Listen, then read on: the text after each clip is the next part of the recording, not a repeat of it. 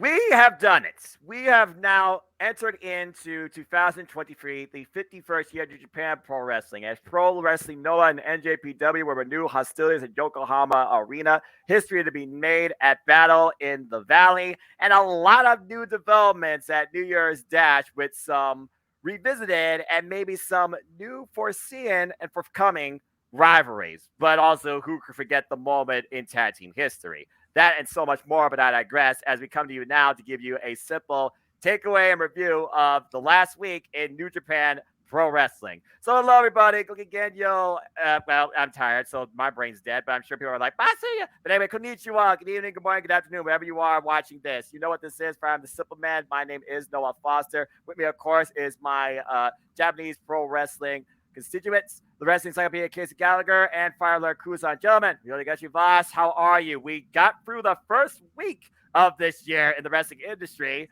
and everywhere in Japan, male and female wise, definitely gave us a run for our money. Casey, I will start with you. Onegaishimasu, Noah-san. God, we made it through by the grace of Jesus and not much else. It's a fair point. Fire Alert Kuzon, again, man, we literally previewed, talked about it. We dived in depth with all the companies, and so far, everybody we basically talked about has had a hell of a hot start. So, how are you after this first week of wrestling? I'm exhausted. I don't want to watch wrestling no more, dude. No, like it's all been good wrestling, and I'm really happy that I watched it. Right. Bruh, I it's not often that like I actually end up watching wrestling and I'm like, no more. I don't want to do anymore. I'm burnt out. Yeah, like I think like it's the start of the year. It's 2023. I'm already burnt out. Like, and people are like, oh, I can't wait for Rumble. I'm like, no, dude, I don't want to be here anymore. No, I'm doing really well though. How are you doing, Noah? I hope you're doing well, mate. I'm doing extremely well, and again, thank you, Jeff Meacham, for the opportunity to not only live watch on react to WrestleKingdom, but called it. It was almost like I was in the Tokyo Dome itself, and again, incredible moments, history made across the board. The dream match lived up to the hype. A lot of things to think about the future, and I think you couldn't have a better send-off for the man that literally gave us New Japan Pro Wrestling in the first place. Again, Casey, was 1 year ago. He gave us that message into the 50th, and we celebrate the man, his legacy entering into the 51st. For an Antonio Inoki memorial theme Wrestle Kingdom, I think it lived up, to say the least. It absolutely did. But here's where the real work begins on the back end. Because as Kuzon alluded to last time we all got together for this, now you've really got to start planting your flag in the sand for the future. Yeah, again, you had a hell of a kickoff. Now, do you lay off the gas? Do you keep going full throttle? Well, so far, I don't think they're letting off. So with that being said, let's get right into it. And we'll have a lot of retrospectives, I'm sure, on STARDOM and Pro Wrestling Noah as we discuss this, because we definitely learn a bit more about each of those companies and what ways they could go too, particularly at Yokohama Arena for Wrestling Noah, but I digress. We'll go ahead and briefly talk about the kickoff here. We had the 3-minute exhibition between Ryo Oiwa and Bolin Oleg. I did not expect the decision to be rendered here, but for what it was, Bolton did show me more than I expected to see within 3 minutes. He not only brought forward that amateur wrestling background, he brought his power game, and at one point even had a near fall on Ryo Oiwa. So Bolton, for his first exposure to the New Japan Pro Wrestling Japanese fan base, congratulations, by the way, on record numbers, over 26,000 in the Tokyo Dome. I think Bolton has a great first step in what could be a very worthwhile career for him. He has a lot of promise. Does anyone have any expectations or anything to say regarding this exhibition? I'll let Kuzon go first. That's your I don't know what to say to this, is it? No, young boys are like, like Young Lion, yeah. Yeah, young lions, young boys, like they're doing their thing, man. Would have appreciated some kind of finish. But other than that, yeah, it's fine. There was nothing wrong with it. I mean, again, 3 minutes. Who wants to see a match in 3 minutes unless you're going to have an absolute dominant showing? And truth be told, it was pretty even. But again, Bolton's power definitely took over. As my dog's bark's taking over to the point I'm about to go Vince McMahon shut up on her. She I, has to be I careful. can't hear that, but like I appreciate the fact that you mentioned that. Yeah. No, I feel like this is more for them than the actual audience. So like I hope these guys got a good taste of like a good audience, even though there might have not been everyone ready in the audience. Right. No, it's a good experience to get those lads out there. It's what they need. There's a big difference between being in a school and having your matches in front of your co-workers rather than an actual audience. So Exactly. you need to get them used to that, and this is a good way to do it. Yep. Indeed, it is. Now, admittedly, were it up to me, I would have had that exhibition take place in front of a much smaller crowd, because anyone can have a good match in front of 20,000 people. Go out there and connect with 20 people and get heat from the fat guy in the second row back behind the ramp. Yeah, kill each other actually.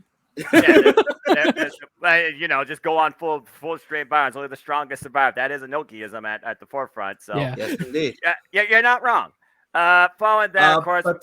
But I do believe. Sorry. No, go ahead. I do have to say, from what Bolton Oleg showed, he's definitely got a bright future in front of him in this sport if he keeps it up.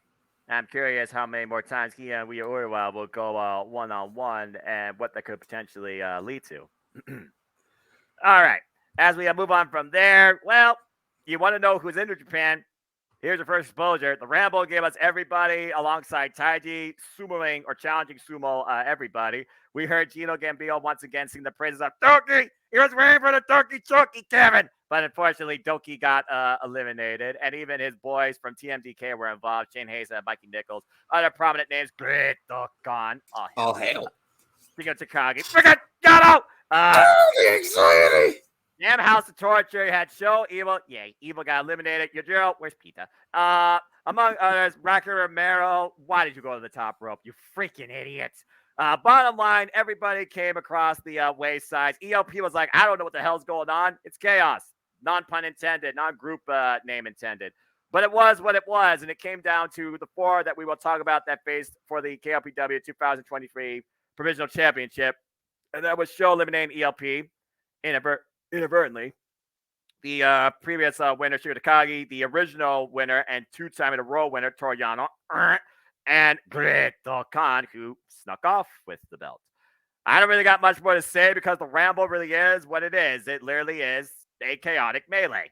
There really wasn't nothing else to say here unless anyone has a thought like, why didn't this guy be in the Final Four? Because I was still pulling for Ishii if I was honest with you. So before we move on, does anyone have anything to say regarding the Ramble? There was no need for this to be half an hour. Absolutely no need for this to be half an hour. That's the only thing I've got to say about this. And there's also no need for Shingo Takagi to be in this either, considering what, the future, what the future's holding now. Well, so yeah. Shingo Takagi's taking the piss. It's what I thought now, straight after all. I would have been fine with it if not for, the future booking, Right. But, no, Shingo, go away. Go away, come again another day. Yeah.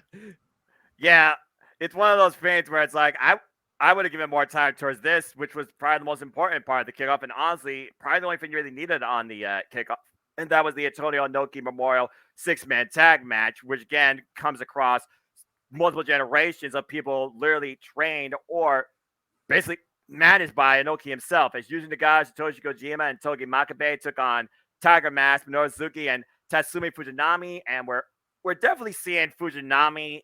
The work is definitely catching up to him along with his age. I know I'm not the only one that noticed he had the longest way to get to the ring. Just saying.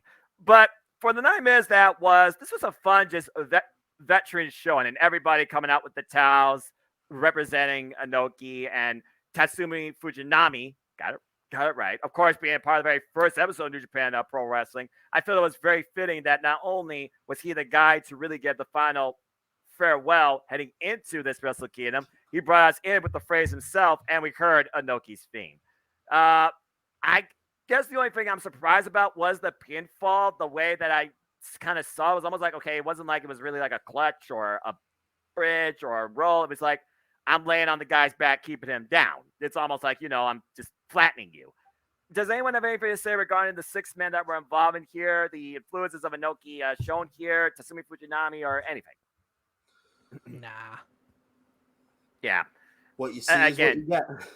Well, yeah, and again, it's one of those things where it's like, again, it was really about celebrating Antonio Inoki. Although seeing Minoru Suzuki actually show respect among all 5 of these men, that was a sight. Just saying. All right. And we also learned that there will be an Antonio Inoki movie. So I'm very curious what that might be like and who will have a retrospective then and now on the man himself. And will it just be focused on his work across New Japan, but also his other work, such as, being peacekeeper, a politician, and so much other stuff. All right.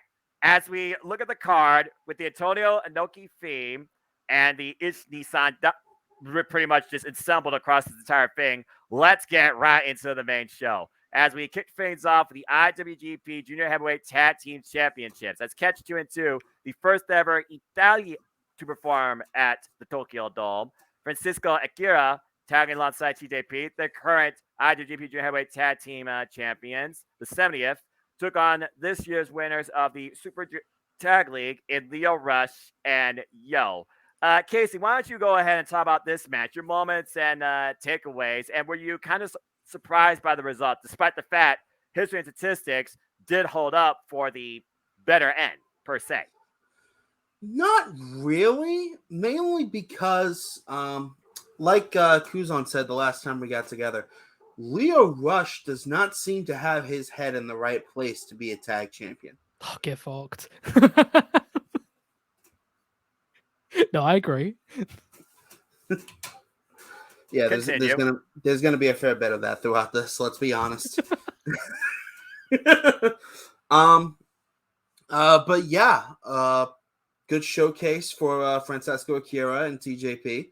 Good win for the new tag champs, and yeah, United Empire is gonna have a lot of momentum coming out of this first week. God knows they need it after what happened later on in the show. Well, yeah, and Lio Rush, and the way they had that LED rampway completely exposed for every light. I mean, that was an interesting design choice for WrestleKingdom, I think, for the first time. And we saw what it did to mobile competitors, particularly Lio Rush, literally busting the man's face open. It was Yo and Lio Rush, though, with the hot start, though, in the match. And for the most part, it was handicap against Yo. TJP, of course, he was definitely the guy, ace of this match. He had the awareness, he had the experience, and he got the win in the end, while Francisco Akira preyed on Lio Rush's psyche. Lio Rush at one point so discombobulated, went for the rush hour, the rebound stunner off the bottom rope, was unable to do it. I thought, though, for sure, Lio Rush and Yo had it when they not only pulled up the direct drive, they did the rush hour combo afterwards too, but somehow Francisco at the last possible second, and then blind tag communication. You thought that you had the 3K on Francisco, who wasn't legal. It was TJP who comes in with the Mamba Splash. There was some great dynamics here, but at the end of it, I'm kind of surprised how it worked. A simple pinning maneuver, a roll-up, and according to this, it's called a neck lock. Kuzon, your thoughts on this opening tag team match? I mean, again, the junior heavyweights, they always set the pace, it feels like, for WrestleKingdom. They certainly did here, and while Yo's a 4-time tag league winner, not 4-time IWGP Junior Heavyweight Tag Team champion, came up just short. Yeah, I'll be honest with you, and I'll put it to you this way about how I watched the show. So I watched this after it aired, and I kind of jumped around a little bit. So I obviously I began at the very beginning of the show, watched all those matches, and they were fine. Right. This is when I started skipping around, because I was enjoying Catch 2-2, and I feel, I don't know what it is about Lio Rush's offense. It doesn't feel, it's wrestling, but it feels fake, and it doesn't feel good to watch. It doesn't keep me there, and I feel really bad because I know he's trying his best. Right. And even after this, after this match, and looking on Twitter and all that about like him talking about like, oh, the sacrifices I've made and all this, and I put my body on the line. I'm just like, bro, you suck. Don't get me wrong, right? I really enjoyed Leo Rush when he was in CCW. Current Leo Rush, I'm not a big fan, and this is coming from someone who's never wrestled in their life. So yes, I love Yo. I think he's awesome. I've always loved his matches. I love what he's been doing, but I'm more interested in what the United Empire have been doing here. Because especially TJP, I think he's awesome. Don't know what's going. And I also go on. I also have to say, we're talking about one half of the former Roppongi 3K. Yeah, Yo is a hell of a worker. Yeah. But I feel like Sho has much more direction in his character, and I feel like he's going to be the bigger breakout star of the two. I agree. That being said, definitely look for these two to main event Dominion within the next couple of years. Yes, I would definitely agree. The Sho versus Yo main event of Dominion for the co-main event for the Junior Heavyweight Championship. Sign my ass up. That sounds really good, actually. That sounds like a really good plan. TJP, please fix your hair. Please. I'm begging you, bro. You really had to go there, didn't you? You really had to go I don't like it, bro. Just put some wax in it or some product, please. All right, fair enough. I know that they did do Sho vs. Yo last year, of course, at WrestleKingdom Day 1. It was the opener, actually. So you might be onto something there, Casey. And it was Yo that got the better of Sho. As far as character direction go, again, in your House of Torture, I almost feel like your character is in a constant state of same motion. And I don't know if you actually are going to go for it. To Sho's credit, though, during the Ramble, he did last quite a period of time being on the outside. But he also tried to use the field against themselves, too. I do think, though, before Sho went to the dark side, I thought that he did have more potential out of the two to break out singles. Again, he had those incredible single exhibitions against the likes of Shingo Takagi at one point. It was one of the best matches, the best Super Juniors, when Shingo first showed up. For me, I was waiting for Sho to break out as IWGP Junior Heavyweight Champion against the likes of El Desperado or Shingo. It was never meant to be. It almost felt like he should have done that. Yeah, it almost felt like he was going to be relegated just to tag teaming with Yo, unless he did do something. I feel that's what Sho was thinking when he chose to do this, and why Yo has found his own direction now. I do feel like there is a new sense of comfort and confidence where he doesn't feel like he's so much attached to Sho. He can stand out on his own. As far as this thing with Leo Rush, whether or not that was just something that helped him, or maybe it's like, maybe I could do the tag team thing one more time. Maybe I should just stick to my strengths before going straight back into the singles direction, which we're talking about New Year's Dash. That remains to be seen. But yeah, kudos to Cash 2 and 2, their third successful defense of the IWGP Junior Heavyweight Tag Team Champions. United Empire crowns up. They keep rolling on. Good opening. As far as Leo Rush goes, it's one of those things you look at the man's style from then to now, especially when he's had so many on and offs. And I look at, the way he's performed across all companies. Again, we've seen this guy work now in the CCW. He's worked out of AEW, WWE, and now he's in NJPW. When he finally was able to put some offense forward, there was a Fury, there was the roundhouse kick from the base, almost like Sky Blue. But overall, it's one of those things where Leo Rush, you think about the style with Yo, how at first it didn't work, but they're trying to make it work together. It looked like it did work to a degree for a bit at WrestleKingdom, but I do find it weird seeing Leo Rush and Yo using the 3K. That's really all I got to say about that. All right. As we move on from there, the second match, the IWGP Women's Championship was on the line for the first time. This was the first match, I believe, in Tokyo Dome since the 1990s, what they alluded to, as we talked about this briefly on the ATW in Promptu, as Kairi, the first ever IWGP Women's Champion, one of the original three daughters of Stardom, definitely internationally experienced, took on Kawhi of the Cosmos, leader of Cosmic Angels, former Goddess of Stardom Tag Team Champion, Tem Nakano.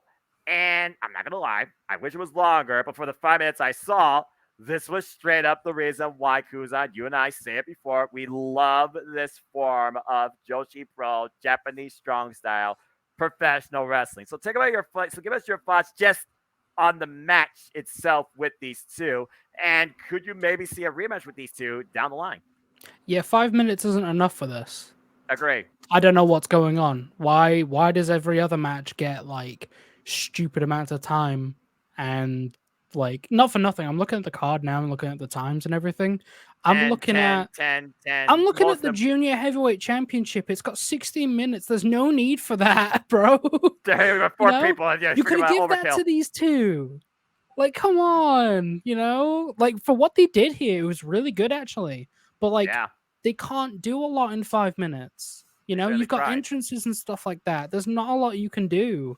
Yeah, this is not to showcase what Joshi wrestlers can do, fully, but like it's a Exactly. good start, And honestly, like I feel bad.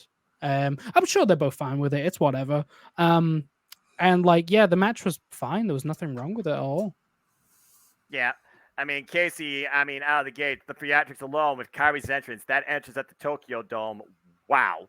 And then we go into the match. They both immediately went in strong style. We saw the body shot by Kyrie to Tom, and then we saw Tom get the better of Kyrie at one point, blocking the cutlass. Very wise move, by the way. Of course, the spinning right hand, back fist. She was able to get her with a back heel kick, and then the violent screwdriver. Holla if you hear me, if y'all recognize that move and the name I'm talking about, for a nice near fall. As the offense continued moving forward, back and forth, Natsupoi and Amina Shirakura, of course, at our ringside for the two. We saw a crossbody, but once Tem Nakano finally got ate the cutlass and was stopped literally in time for about a second before falling over, I thought Kyrie legitimately knocked her out, but somehow Tem survived.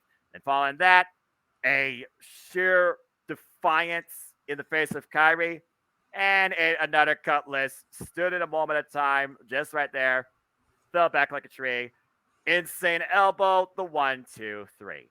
For the first defense of the IWGP Women's Championship, I felt like, again, it set a presentation, but it definitely can be much more exceeding, I feel like, everyone's expectations. I was expecting these two to honestly go at least 10 minutes. When I looked at the length of WrestleKingdoms in the past and I look at the match mounts and the cards, I was expecting each match to get at least 10 minutes. And this one was the shortest due to, well, activities afterwards, which we'll briefly talk about. But Casey, your thoughts regarding this match for Tem Nakano, again, what does she need to do, man? She's had a hell of a rough last year. Yes, she's been in the forefront of a lot of great stuff, but seriously, Taiji right now, I feel, has more momentum, and we'll talk more about that after New Year's Dash. But seriously, what does Tem have to do? Well, as far as the match, all I gotta say, the match in and of itself, all I gotta say is this: where the hell is Nane Takahashi when you need her? Hi. Definitely agree. And now, as to Tam Nakano's mindset, it definitely does feel like she's kind of struggling to find that fire within her that made her the Kawaii of the Cosmos in the first place. I'm starting to wonder if this might be the start of sort of, I don't want to say I guess the best way I can put it is, who here remembers Alexander and the Terrible, Horrible, No Good, Very Bad Day? This might be that in year format for Tam Nakano. Well, again, she started off with the white belt, passing up to Saya Kamatani at the year before that, Dream Kingdom, first Dream Kingdom. We saw her become the, God Stardom tag team champion. She had that incredible rivalry with Natsupoi. She had an incredible run at 5-Star Grand Prix, making it to the finals, winning her block, the Red Star block. Fell short to Julia, and we saw Mita lose the God Stardom tag team championships at Dream Kingdom, where again, me and Kuzon are like, why? But I digress. Again, it's one of those things where it's like she's going to continue reaching out for that dream where not only can you be cute, you can be the leader of the wrestling industry. And that's really what Tem Nakano is about. Again, Tem Nakano, she started off dancing at 3 years old. She was a pop culture, pop star type sensation. Then she went into pro wrestling, and she is one of the most, let's just call it what it is, crazy wrestlers we've seen out of the Stardom system, bar none. So it's one of those things where it's like, yeah, I don't know what's next for Tam. And again, I know that the Triangle Derby is going on, and we can talk about that a bit, Kuzon, because right now we're seeing developments there. We know, of course, that Julia will defend the World of Stardom Championship against Suzu Suzuki in Osaka in February. We know Starlight Kid and Asuma are renewing hostilities over the High Speed Championship, a rivalry that's pretty much as old as Tomodachi and Taiji. Let's just put it out there. And then we've been seeing other developments with God's Eye, and of course, Saya Kamatari is going to defend that belt against Ami Sarai. So, again, where does Tem Nakano fit into all of this, and who could face prominence? That's a whole different question in itself. But I do wonder for Tem Nakano, and also with Mina Shirakawa still in Cosmic Angels, it seems, but developing her own crew, Club Venus, which has pretty good showing until Sarah Brookside nearly lost her arm at the hands of Suri. Ouch. Yeah. Yeah, you saw that match. You're right. Mhm. But yeah, Kuzan, at this point, like, what can you see maybe being Tem Nakano's early direction in Stardom? Do you think she might go after now the Artists of Stardom Championships? Do you think her and Natsupoi will go back after the Tag Team Championships after Micah and Himeka get their chance? As far as how Tem Nakano place in Stardom is affected by the events that transpired not only during this match, great effort, but lost, but afterwards too. What's gonna go on for Tem Nakano in the Stardom system? Honestly, it depends like what position you want her to like go for, because like I'm not gonna lie, she kind of got the weakest end of like whatever was happening here without spoiling Pretty much. shit. But like, Pretty much. yeah, not for You're not nothing, you wrong. know. Yeah, not for nothing, you know. Like it was a good match. It was a really good match actually. Yeah. But like now it's the thing of like, okay, do you put her in singles matches, or do you put her in like to put her with her more closely to her faction? Like it depends what you want to do. You know, Exactly. like everyone will always say like go with your biggest guns. But you also want to be able to build other people who are doing well currently, keep that Right. momentum going. I don't know. What do you think? Honestly, I mean, again, with the Triangle Derby, no, you're fine. Again, it's like the rebuttal. The Triangle Derby right now, I'm thinking maybe her and Mina Shirakawa might have some sort of like fallout program. I think she also put Waka Tasukiyama on the chopping block, where if she doesn't get a win soon, she will be ejected from Cosmic Angels, which I also find rather interesting in itself. Again, it's a really unique situation right now with Stardom's year beginning, pretty much as freaking New Japan Pro Wrestling year's beginning. But maybe we're digging a bit too much to the Stardom side of things, because we just feel like this match should have had more for it during it versus what happened after it, if that makes sense. I think you can build By the more way, on this though. Go on. yeah, I suppose that's true. By the way, great match with Micah and Utami Hayashita versus Syria Maira Itani, 30-minute draw. Let's freaking go. That was so damn good. Okay. Let's go ahead and briefly talk about, before we go to our next match, as we talk about the women of Stardom and New Japan Pro Wrestling, a new face has finally taken her place and has basically put her stamp on what she wants to do. Wrestling's Mercedes, worst kept secret, by the way. and I mean, how many wrestling worst kept secrets does that make now? 2, 3, 7. I've lost fracking count, but I digress. Anyway, Mercedes Monet is now in New Japan Pro Wrestling and has challenged Kairi for the IWGP Women's Championship. And folks, it's official. At Battle of the Valley, these two go one-on-one for the gold. And I heard that place exceedingly sold tickets once that announcement was made. So let's go ahead and briefly talk about Mercedes Monet's presence in New Japan Pro Wrestling. Casey, what do you think this means going forward for not only Stardom, but New Japan Pro Wrestling? Can Mercedes Monet hang with this style? We know that she definitely is disciplined in the fact that she wants to be a part of it. She respects it. Hell, we talked about how she went off to go train in New York outside the WWE system just to keep up with wrestling, because that's how much she cares about it. But what's your thoughts on Mercedes Monet as far as what she can present and bring, and where can she fit in the ecosystem of New Japan Pro Wrestling? Good to know that the Fed's efforts to take over New Japan haven't stopped. I kid, of course. I hope you're kidding. I kid. All right, fair enough. I'm actually very excited to see what Mercedes brings to the table. She was one of the best in NXT and for a while on the main roster for the Fed, and I honestly feel like she and the Glowy Girl just got burned one too many times, and they want to push themselves.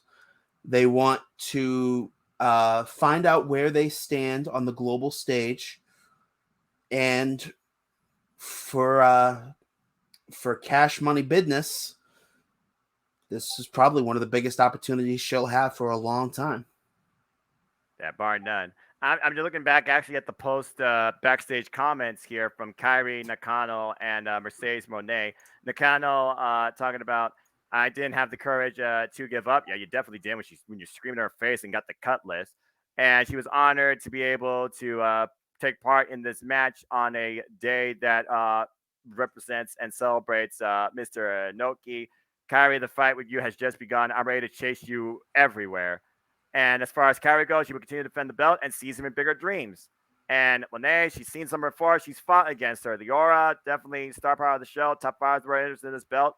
I've always admired that fighting spirit. You want to fight, so what happens next? Keep an eye out. Mercedes Moné, she is here to make money, and she wants to go up against legends like Aja Khan, Manami Toyota. Girl, you crazy. If she ever returns. Asume, and even Miyu Yamashita. So that covers Stardom, Joshi Pro, and all the forefronts. So, I mean, she definitely has the ambition to not only win this title, but take it everywhere to defend against the absolute best. But I guess we'll just have to see what happens on February 18th. And by the way, I also need to correct myself. Kamatani did defend already that belt against Ami Sarai. That makes her 14th defense now of the white belt, by the way, Kuzon. She's tied Momo Watanabe. All right. So, Kuzon, what's your thoughts on Mercedes Moné challenging Kairi here? I mean, is this literally set in stone as it seems? Will Mercedes Moné roll in here alone? Will she seize this belt on just Kairi's second defense? Or, again, how do you protect not either person, but let's be honest here. How do you protect the championship? What's your thoughts, Kuzon? I mean, if she keeps hitting this move that she hit on this unveil, Kairi's gonna have no issue. Watch. Yeah, Joy bomb attempted DDT fell apart. I'm well aware. Yeah. Sorry, I have to talk about that. Oh no, my I God. mean it's fair. It's a spot. That killed me. That really I had to I had to take a minute to breathe, and I had because to you were laughing so hard. Yeah, I was dying on the floor. Oh. I felt really bad, but like it's so funny. It's like, so funny. Okay, so I think the match is a good idea, of course. I think it's fantastic. Obviously, you have someone who's coming in from WWE who has a lot of momentum with a lot of, there was a lot of drama going on surrounding her character and Naomi. Sidebar, I hope Naomi gets some work as well, because I feel like a lot of people just have forgotten that Naomi exists as well. I think that's really unfair because Naomi is actually really good. While she might not be as much of a fan of New Japan or Stardom as Mercedes, I feel like she can also benefit like any kind of division, especially in Stardom. Right. Genuinely, I think she can do really well. I feel like the match is fine. I question coming into a Japanese company to then have your first match in America. Not thrilled about that one. Yeah. Not a big fan of that one. This unveil, man. Oh my God. I don't like the gear. I definitely don't like the hair. The flame hair. Yeah, I was confused. I was like, what? What is that? It's like, oh, it's flames. Okay, that's fine. Yeah. Definitely don't like that move. Hated the promo. However, I love what they're doing. Absolutely. There's nothing wrong with what they're doing. Everything's gonna go super well. Mercedes money. Don't like the theme, but that's fine. I like the name. I think the name's really good. As much as I'm saying I don't like this, I don't like that, the overall arcing thing here. It's like, this is going to be great. You know, 2 big gorilla thumbs up. There you go. So, yeah. I pray. It'll be fine. Honestly, it will be fine. The match will be really good. I really think it will be. And let's consider this, guys. Mercedes Moné has no handcuffs. She's being herself, which is good. Which means she has to find what that means in the wrestling environment that allows you to be that. She's no longer WWE program. So, yeah, I give her a little bit of leeway with the fact that you can actually be yourself.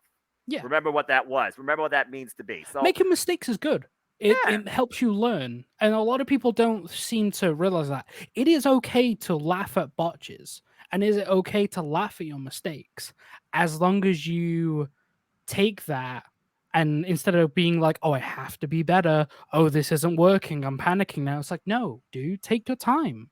Like, learn, discover yourself. That's how life happens. Not just in wrestling, in anything in life. Let yourself grow more, you know? And I'm sure she's going to have a hell of a time. This is probably going to be fantastic for her. Even if people don't enjoy it, this is going to be really good for her. And that's the most important thing, you know? As long as she's happy, that's all that exactly. matters. At the end of the day, you have to be happy with yourself. You have to make the talent happy. Others. I mean, if you're not happy with yourself, what the hell are you doing here on Earth? Exactly. Being a slave to the internet wrestling community. Again, tell me if I'm telling lies.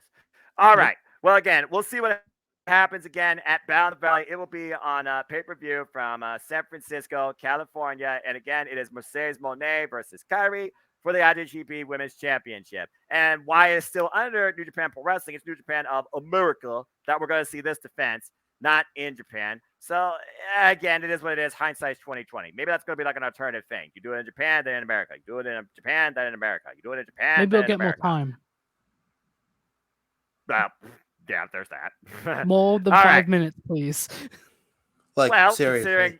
Considering every other match literally was at least double the time, let's go ahead and talk about the IWGP Heavyweight Tag Team Championships briefly, as the Bishamon, the 2-time World Tag League winners, once again defended not only the fact we are the best team in New Japan, we are the reasonable ones to be IWGP Heavyweight Tag Team Champions. They took on FTR, Dash Harwood, Cash Wheeler in a match that was, well, let's just call it what it is. Straight up physical assault and fists. I love this hard-hitting slugfest, and I really wouldn't mind seeing this again. Both sides came super close. I love the fact they countered the Shota at least 3 times, even hitting the big ring on both participants. Still not enough. Yoshihashi, again, the crazy man, kicking while screaming, kicking you in the face. All 4 of these men at one point hitting each other. Dax Harwood hitting a headbutt to the damn heart, but still would not rest until he lifted Goto up for that damn pile driver. Again, the heart fighting like an 8-year-old girl. The passion of this man. And then Cash Wheeler. Who would have thought you'd see Cash Wheeler do a tope suicida? Just saying. Casey, you got some thoughts towards this match? I do agree with you. I am up for seeing this again. But please, for the love of God, let Dax Harwood heal up. Okay, look. I don't know, A, if Dax wants that, or B, if Dax even is aware of that sometimes. Again, this guy says, mother effer, I love this so much. I love professional wrestling. And this guy now has wrestled across Ring of Honor, Mexico, AEW, and New Japan, all within a damn year. Like, you want to get quicker than that, literally within the last 2 to 3 weeks. And again, Kuzon, as we saw, Bishamon did it again 2 years in a row at WrestleKingdom. We have new IWGP Heavyweight Tag Team Champions, the 97th IWGP Heavyweight Tag Team Champions. And again, there was respect among all 4. What was your thoughts towards this match? And do you think we'll see FTR in New Japan Pro Wrestling again? Yeah, I really enjoyed the match. And yeah, I agree. Probably they will show up again, probably at Wrestle Kingdom. I don't know if they're going to do it as frequent as they've been doing it. I feel like they've done the 3-belt collector gimmick now, and then that's kind of it now for the IWGP Tag Team Championships, at least. I would imagine that FTR just want to stick at being at AEW now, which is completely fine. Yeah. I think they've done a really good job. They should probably heal up. The match that they had here was really good. Yeah. I really enjoyed it. I didn't think I was going to enjoy it as much as I did, but they Yeah, did me a neither, really, honestly. really good job. You could tell at some points, and I'm being nitpicky here, you could tell at some points like they were kind of struggling to get that chemistry between Goto and Yoshihashi to get them into position, or like they got to moves too quickly Yeah, like the for Shoko. Yoshihashi and Goto.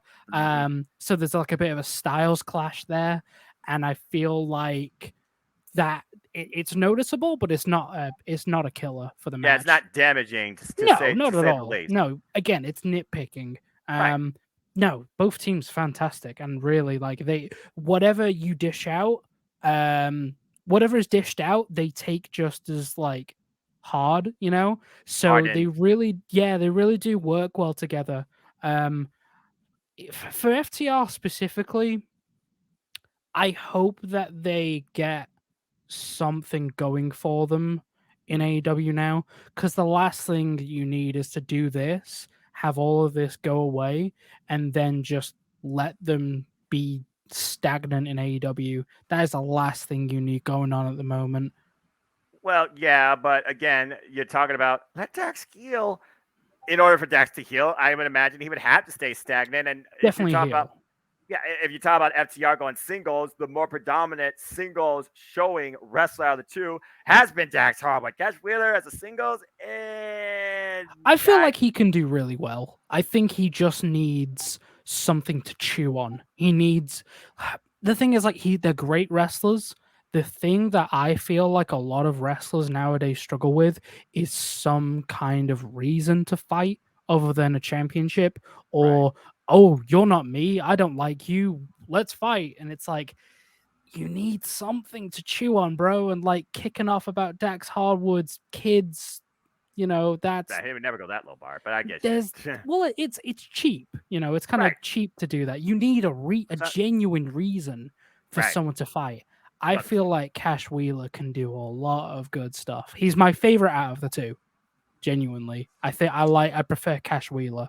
because to me he has a lot more going on, like visually with his facial expressions, and he sells stuff a lot nicer, but that's just a personal preference for me. Yeah, Okay. please, Dax, please heal. Like, don't be a mark and just go spend some time with your kids, bro. I mean, Please.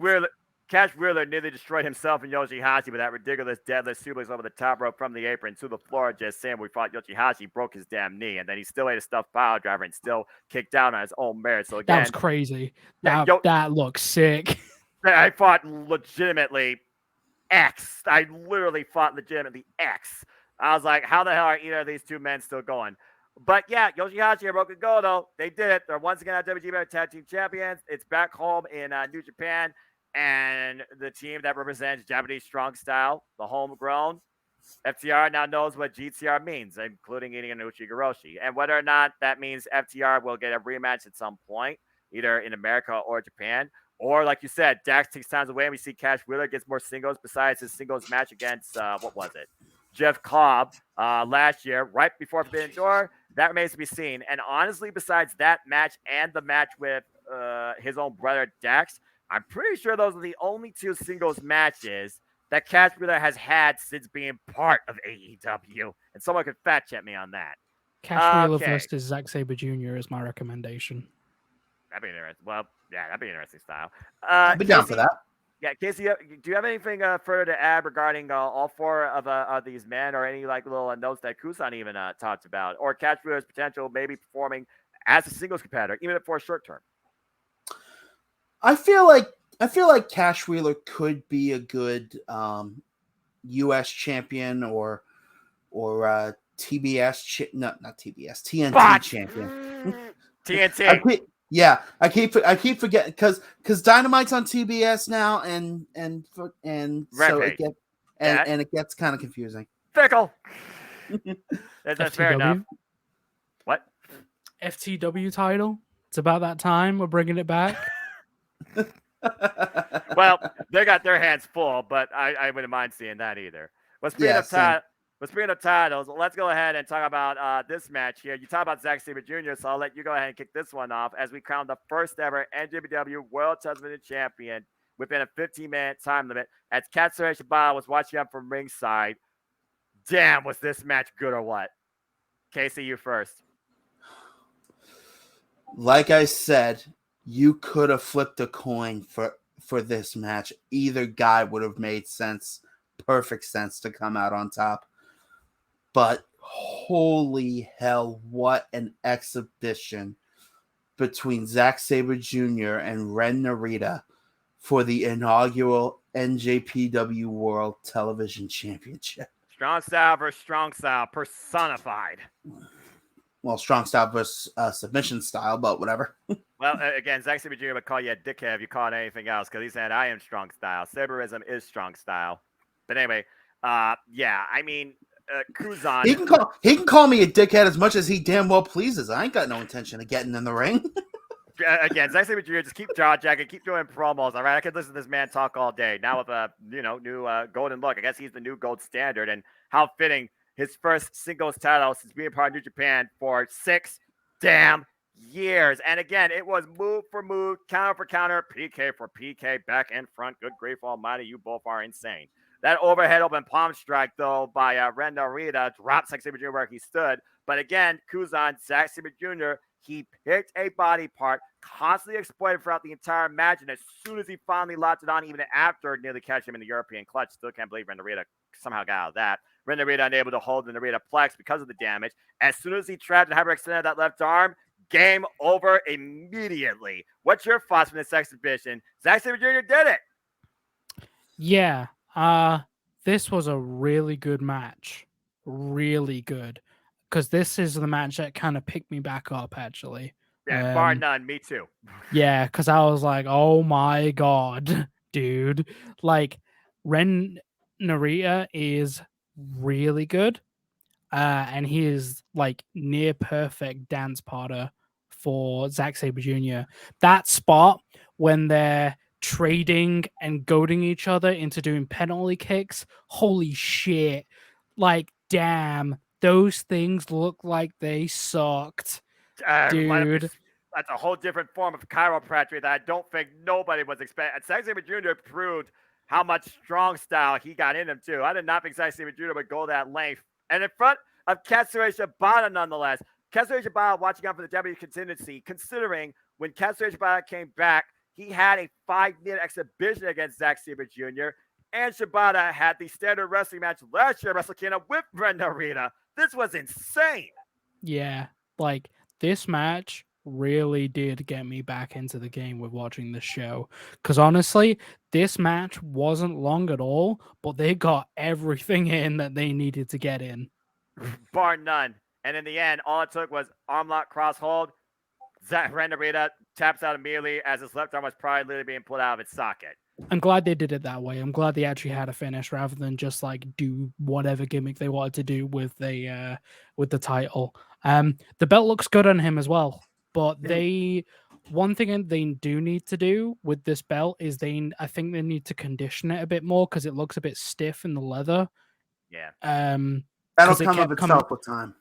Well, like, so the problem is with like wrestling belts is when you don't condition them properly, they actually go more brittle rather than have the patina that it usually does, you know, because it has multiple layers of leather and that stiffens it up quite a bit. But no, I really like the way the belt looks on Zack Sabre Jr. I like how, like, it looks big, but it's not overwhelming, if that makes sense. You know, it's exactly. like the perfect size for what it's supposed to be. Yep, right in the front, you get the full plate, and you see the side plates as well. And like you said, PKs galore, back and forward, suplexes, 1-count kickouts of some friggin' ridiculous moves. These two left everything out there and more than they could. And Zack Sabre even said it, we might not be the guys on the marquee. There might not be a lot as far as marketing for this match. So we need to show what this title is supposed to mean. As Zack Sabre Jr. Sully said, this is the premier title now to go after in New Japan Pro Wrestling. And after what we saw of Ren Narita, I would argue yes, because I honestly thought this was I look at this whole card, this is my second most favorite match of the entire night. I would agree. I So also Johnny agree. Ace.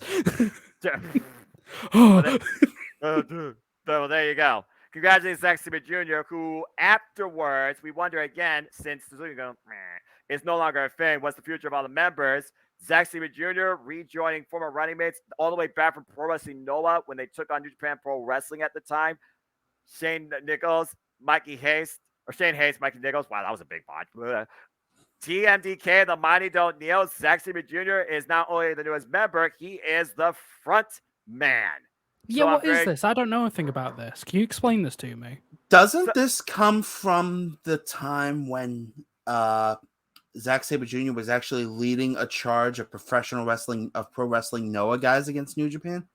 That's exactly right. Yep, that's when these guys first really connected with each other. They've been running mates ever since. When Zack Sabre Jr. was representing the opposite side and got the eye of Minoru Suzuki at one point during Rev Pro also at the time.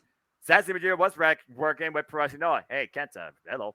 And he was working with these two. And after all this time, now that Jonah is in prison, basically, they decided to get back together with Zack Sabre Jr. Zack Sabre Jr. now a guy on his own, but now he is the front man of TMDK, the Mighty Don't Kneel, along with Bad Dude Tito and a couple of others I can't remember the names of across NJPW Strong. So this should be fun. Or Zack Bad Sabre Dude Jr. now Teats. leader of faction. Or Bad Dude Teats, as Gino might say. Gino was in it. Gino was in his moment. It's like, he joined TMDK, Kevin. The boys are brought together. Again, having Gino Gambino back on the commentary just made this night so good. much more damn fun. I missed that guy. He's like, he's a warrior, Kevin. Salute him. Salute the man, Kevin. He wasn't even talking about bad luck. Probably didn't show up at all. All right, now this just turned to a Gino Gambino impersonation expedition. We should do that one of these days, just for lulz. Don't give me any ideas. I already do commentary. All right, I commentated WrestleKingdom as myself. I don't know if I could be Gino Gambino all night, but I could definitely say, "Oh my!" Oh no! Just take like 5 minutes and just riff as Gino Gambino. Well, maybe I'll do it with this. Kevin, the Machine Gun Carl Anderson. He is one of the best never openweight champions. He is a representation of our company. All right, that's all you're getting. Let's go ahead and move into the next match. As I say that, again, congratulations, Zack Sabre Jr., TMDK, the Mighty Don't Kneel. Ren Narita, though, again, that guy's going to get this belt or the neverweight championship before the end of the year. There, I said it. Speaking of the neverweight championship, I would actually say sooner. He's probably going to have that belt by the time of the G1. I take, but you heard it here first. I'm going to postmark that, see if you're right. And of course, me and Casey and Kuzon will be back to give you a preview coverage of the G1 per my usual annual standards on this YouTube channel. And of course, other stuff before. I think we got a thing going here, guys, when it comes to big events in New Japan and Stardom. We'll talk more later after this. Let's continue going down this shindig, though. As we talk about the Neverweight Championship, it was a battle of Sensei versus students. Tama Tonga looked to reclaim the Neverweight Championship for the second time against the Machine Gun. Carl Anderson, which was his third defense, the 37th IWGP Neverweight Champion. And good grief, Carl Anderson made sure Tama Tonga earned it. Damn, again, that entranceway used for the second time during the show. Go freaking figure. And then literally a fisherman's suplex net breaker over the blue barricade, nearly taking a count out. And again, what was the story of this match, guys? Gun stun. Gun stun, gun stun, gun stun, gun stun, gun stun. It started with a gun stun with these two. It had to end with one. And eventually it did. Although Carl Anderson hit the gun stun first, including off the top rope, which I thought was a block buzzer because I was dealing with comments, still was not enough. And the first attempt at gun stun, Carl Anderson hit back first on that ramp. When Tama Tonga went for a gun stun at one point, he got nothing on it. But that just goes to show how well these two knew each other. Besides some jumping boots here, this match was basically boots, gun stun, Tama Tonga, supreme flow at one point. Still not enough, but finally hits probably the messiest gun stun I've ever seen in my life. But Tama Tonga has surpassed his teacher, and based on the backstage with his daughter, that was so cute. I would say Carl Anderson is proud of how far Tama Tonga has come, kayfabe-wise. And I think that between these two, it's over. It's done. Tama Tonga, you have nothing else to prove to me. Now continue to prove yourself. More so, prove yourself to yourself, not just everybody here in New Japan Pro Wrestling. But the teaching of Jado and Hontai, they served the day. Funny seeing Carl Anderson not out there, by the way, with Luke Gallows, which I thought was also interesting. But again, I guess it just goes to show how personal this was. Kuzon, your thoughts on the Neverweight Championship? I mean, I want to start with you on this because I know you talked about how this has been an interesting story. Well, it's back with Tama Tonga now. The title's back in Japan. WWE has no leverage with New Japan Pro Wrestling. Yeah, I feel like that's probably it for Carl Anderson. Unless there's something I don't know about, that's probably it. And then that's the bow on this. Carl Anderson's going to be a WWE wrestler now. There's no connections that he's going to have with New Japan. Yeah, good bit of business. Not for nothing, Carl Anderson, what a wanky theme that he has. That theme is terrible. It is so bad. Dude, whoever made that needs to go back and do it again. Like, there was nothing wrong with his original theme. What happened? I don't know. I was wondering the same thing, if I'm perfectly honest with you. I have no idea. So I was wondering, actually, I'm sorry to fucking drag this out. No, I was wondering if it's because the original composer who made these songs probably took them, or if he doesn't work for New Japan anymore. Well, no, because Kenny Omega was using his old theme when he went to New Year's Dash. Yeah, the press conference. We'll get to that. So, like, Carl's just like, you know what, bro? I need a new theme. It's like, why? Why can't you use your WWE theme? Maybe Carl Anderson's like, oh, you want me to use my WWE theme? You gotta pay me, or maybe there's a disagreement there. I don't know. I found that weird too. But presentation and stats aside, what a lovely end to a very long storyline. This was good. No, this was good. Yeah. Genuinely, it was really good. Yes, the finish was a little bit whatever. I would have been happy if Tama Tonga dragged him back up and hit him with it again. Just to put like the final exclamation mark on it and to cover up that little bit of a botch. But like, other than that, no, there was nothing wrong with this. These two work really well together.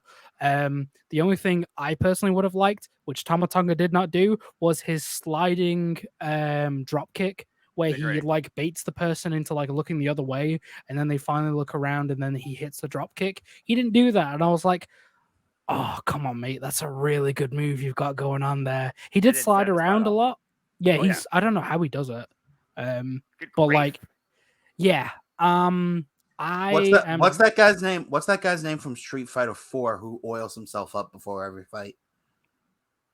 Ooh. I don't know, because I was about to say Brian Fury, but that's from Tekken. That's from Tekken. Yeah. Damn it. Think on that for a minute. As a sub tangent, it's weird how many of the freaking fighting games have characters of similar dynamics across the board. Street Fighter, Tekken, Mortal Kombat, Dead or Alive. Oh, well, that's his own right, though. But it just, you could see the similarities across the board. But yeah, what a lovely way to capture the end of a storyline since Bullet Club Inception with two OGs. Yeah, apparently Carl Anderson said that apparently Tama Tonga's daughter was his daughter. I was like, what? What? Yeah, he said that by accident during the backstage preference. I was Uncle like, Carl. Ooh, I was like, well, baby, no, you're lucky y'all are drinking beers, because the Tama Tonga would have beat the shit. No, well, to be fair, you are a little bit lightheaded after a match in general, especially after eating a gun stun. Yeah. So yeah, it was a good match. Very good match. Very good story. Casey, anything further to add as far as do you think Carl Anderson served the Neverweight Championship well as far as the storyline goes with Tama Tonga? Are you glad to see the Neverweight Championship back now strictly in New Japan? And with Tama now, again, it's a whole new beginning for him since leaving Bullet Club. This is just another chapter, I feel like, in truly him finding himself as part of Hontai. At this point, Tama Tonga is Neverweight Champion. Do you see him going multiple Ds with it? I would certainly like to. But more than that, I would like to see him move up for another shot at the top prize. Now Jay White is off the pedestal. Maybe come... What's the pay-per-view before Dominion? Dontaku. Power Struggle?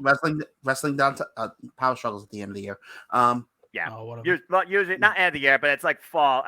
Let's be honest here. Also, I want to put this in perspective. They did not give us a big event schedule for 2023 like they usually do. All we know so far, we got the New Beginning, we got the new WrestleKingdom 17 at Yokohama Arena, Pro Wrestling Noah versus New Japan Pro Wrestling, And Battle in the Valley.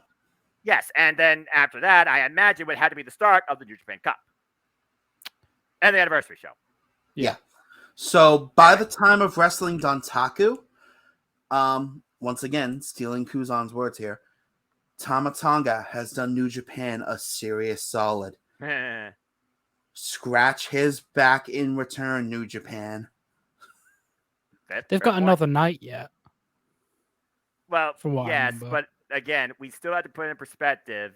That night is more so going to be focused on the New Japan side, Los Ingobernables de Japón, and how fitting considering that it transpired regarding this match. Now, I'm just going to say this. This match was more so about one person at the forefront of it, and that is the genius himself, Keiji Muto. And as we know, we recently saw before this the alter ego, Great Muta, go one-on-one against Shinsuke Nakamura at Pro Wrestling Noah's New Year's opening show. Holy hell, what a night. And again, Shinsuke used Great Muta's own mist against him to beat the man himself. Yeah, he stole it from Will Ospreay. That's fucked up, actually. I want to talk about that. Oh, I mean, go ahead. Yeah, that is what that is, genuinely.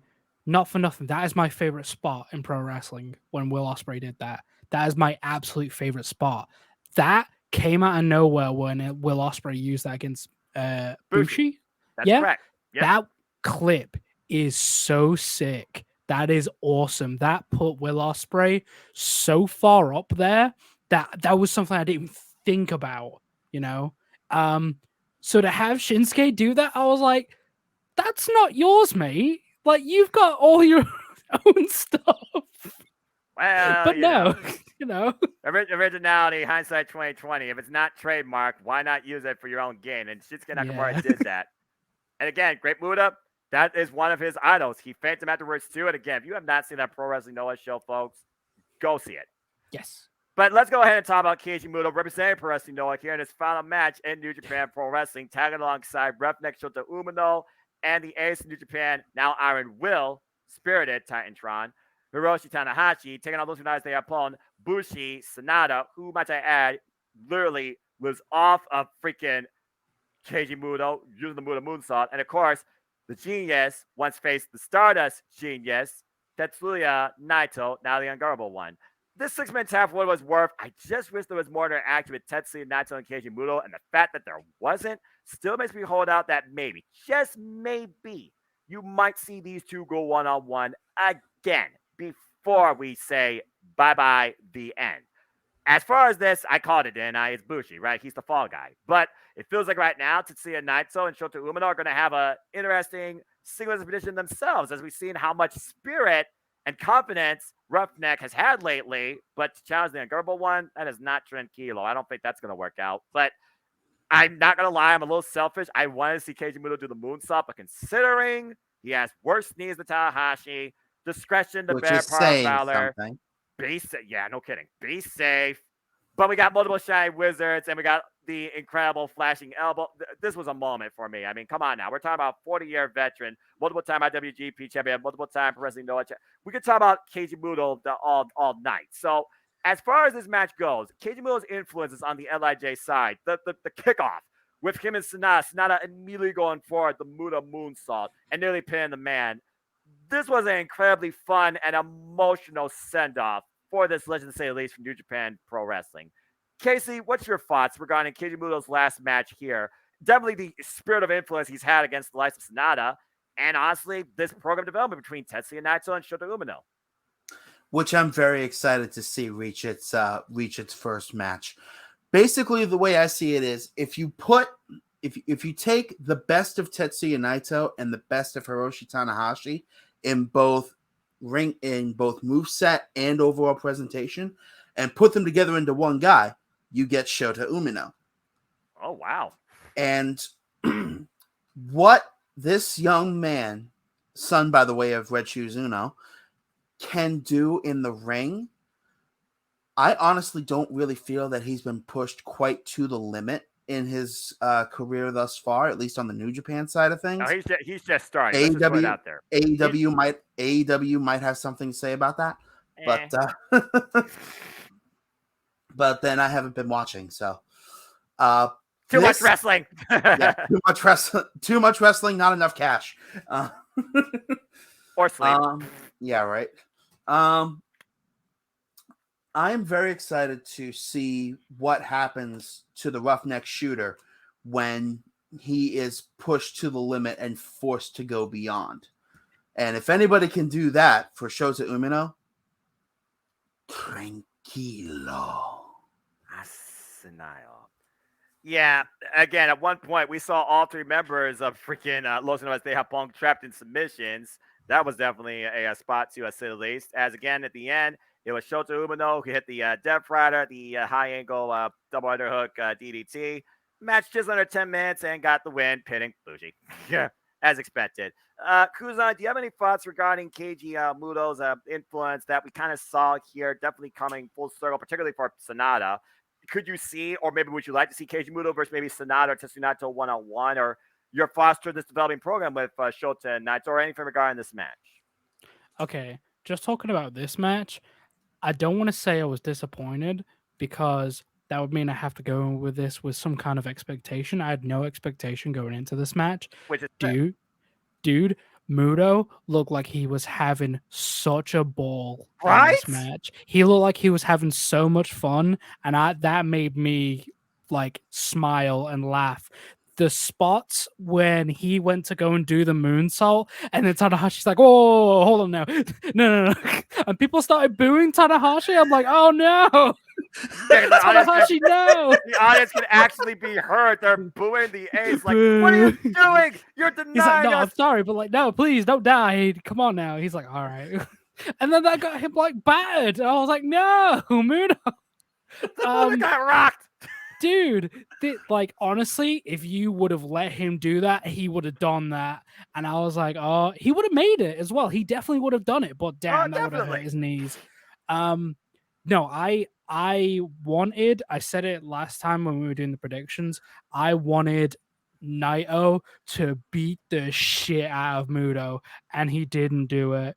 So I was upset, bro. Like Naito didn't even need to be here. He did nothing. And I was like, damn it, dude, that whatever. No, it's fine. So my thoughts on Shota, is Shota his actual name? I believe it is. I might be wrong though. I mean, he's always been known as Shota Umino, the son of Retsu's Umino. I believe so. Okay, that's an unfortunate name. And for anyone who's into manga, you'll understand why using the name Shota is not a good idea. Don't Google that, or Google that and then don't blame me. Umino Shota, born 1997 in April. Yep, that's his actual name. That's an unfortunate name. Okay. Apparently, Red Shoes Uno is not into manga. Yeah. I think that's beyond his years. Just saying. No, I think Umino is honestly, he's got a bright future ahead of him. I think he's awesome. I would love to see what he can do in America, specifically DPW. I think Deadlock Pro Wrestling would love Deadlock to Pro have Wrestling. him. Yes. I think having him in Deadlock Pro Wrestling, that would be awesome. That would be so sick. He would be a perfect fit for there. Obviously, he has to think about his personal life, think about how he's going to get back and forth, how much that's going to cost and all that. Talking about, obviously, New Japan trying to get him there, if they're paying for that or if he has to pay his own way and all that. I have no idea how that would work. Yeah. So, honestly, I think Umino is going to do fine. He's going to do great. I'm glad he's the one who got the pin as well. That's sweet. He deserved that. No, I'm really glad Kenji Muto and Tanahashi have such a good personality together. They have such good chemistry as they look like, because when they were leaving, you could see them both just having the crack and just having fun. That is really come out the past when they used to beat Yeah. the daylights out of each other. I was gonna say, look- talk about a change of pace from WrestleKingdom. What was it, 3, Noah? Yeah, Yes, it was. Okay, they lot look can like lot they can had happen in so 14 fun. years, huh? They look Who like knew, they right? got along so well, and it made me really happy watching Yeah. this match. It was really heartwarming. Again, Wrestle Kingdom gave us everything. It gave us incredible professional wrestling, phenomenal storytelling, wonderful moments, and I still want to see Keiji Muto can still go. Honestly, after if he's not in singles affair, he can still bring it in a multi-person affair. I didn't want this match to end particularly because I didn't get everything I wanted to see out of Keiji Muto because I can't believe this is the last time he's going to be in New Japan Pro Wrestling. Yeah, do the flip, bro. Hearing the pop and the awe, by the way, on his entrance alone, you saw the man, tears in his eyes, going down that entrance way, fully spirited Keiji in there. This had so much in it that still is left to be seen that we may never see. I was like, thank you so much. I wish I could see more. Oh man, this is so much Can I fun. just make a point here, right? Go ahead. This match says on Wikipedia that it was 9 minutes 20. Yeah, that's not counting these entrances, dude. These entrances added on to this match. This was like 20 minutes. Yep. This sucked for time. You know, I enjoyed it. I really did, but damn, come on. Theatrics. The friggin' theatrics overshadowing. I know, right? But it's Wrestle Kingdom, man. You gotta be big. I mean, Tetsuya Naito got a new Titantron. Everyone gets new Titantron. Some people get a revamped theme, but it is what it is. Mm-hmm. All right.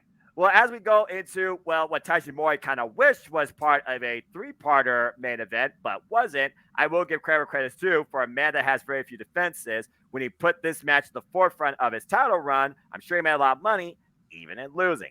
The fatal four for the IWGP Junior Heavyweight Championship between El Desperado, Master Wato, Hiromu Takahashi, and the current champion, the nice second champion with a second defense in this, Taiji Ishimori.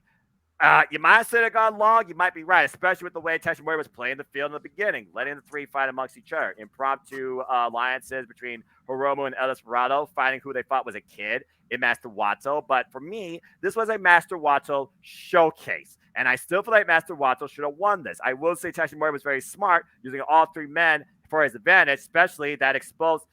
Don't make an LED wrap like that again, by the way. That just looks too damn painful for spots, all right? Just going to say that for the record, all right?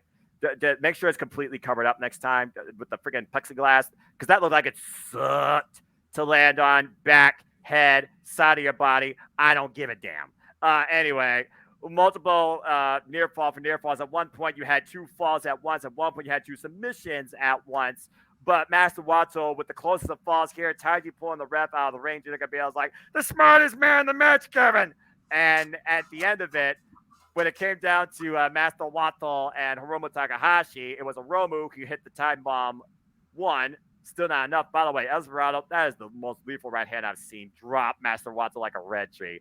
I did like the spots where all 4 men were fighting all at once and just dropped each other. That was pretty fun. The Powerbomb Tower of Doom spot was pretty wild, but Master Wato hitting that Uranagi Crucifix bomb move twice.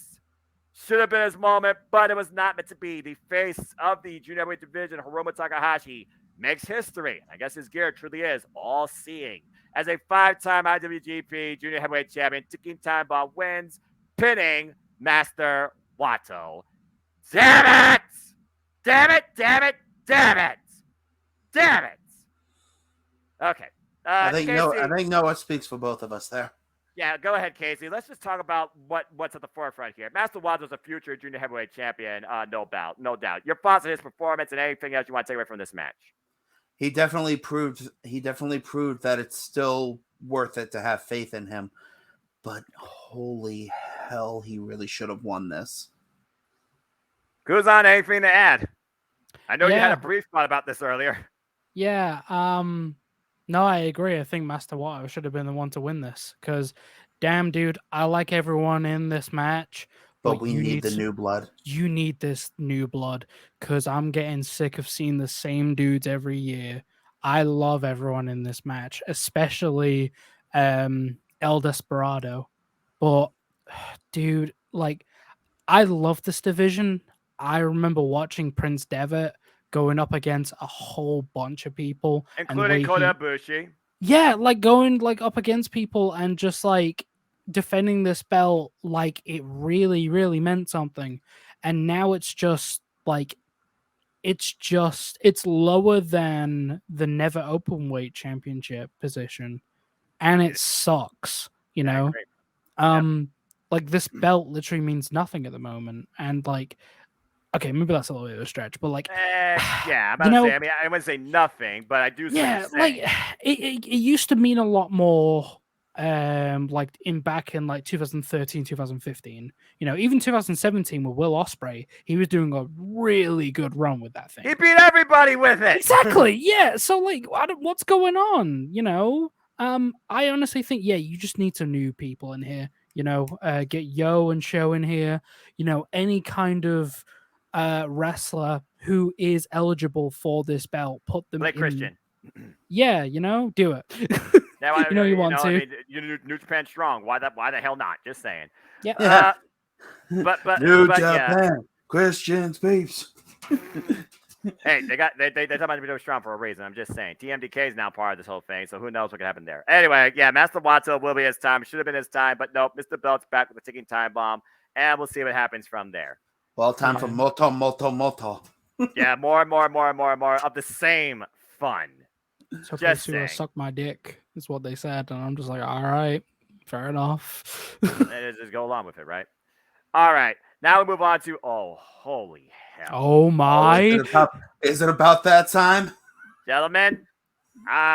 Again, what do I always say when it comes to my love, my passion, when something truly delivers in this industry? It's on the tip of my tongue. Give me a second. Give me a second. Let me think about it. Oh yes, that's professional fucking wrestling! Damn it! Okay, let's just get ourselves together here to talk about this because we're going to have a lot to say. You've been holding that one in for a week. And an hour and 60 minutes on this video. Okay.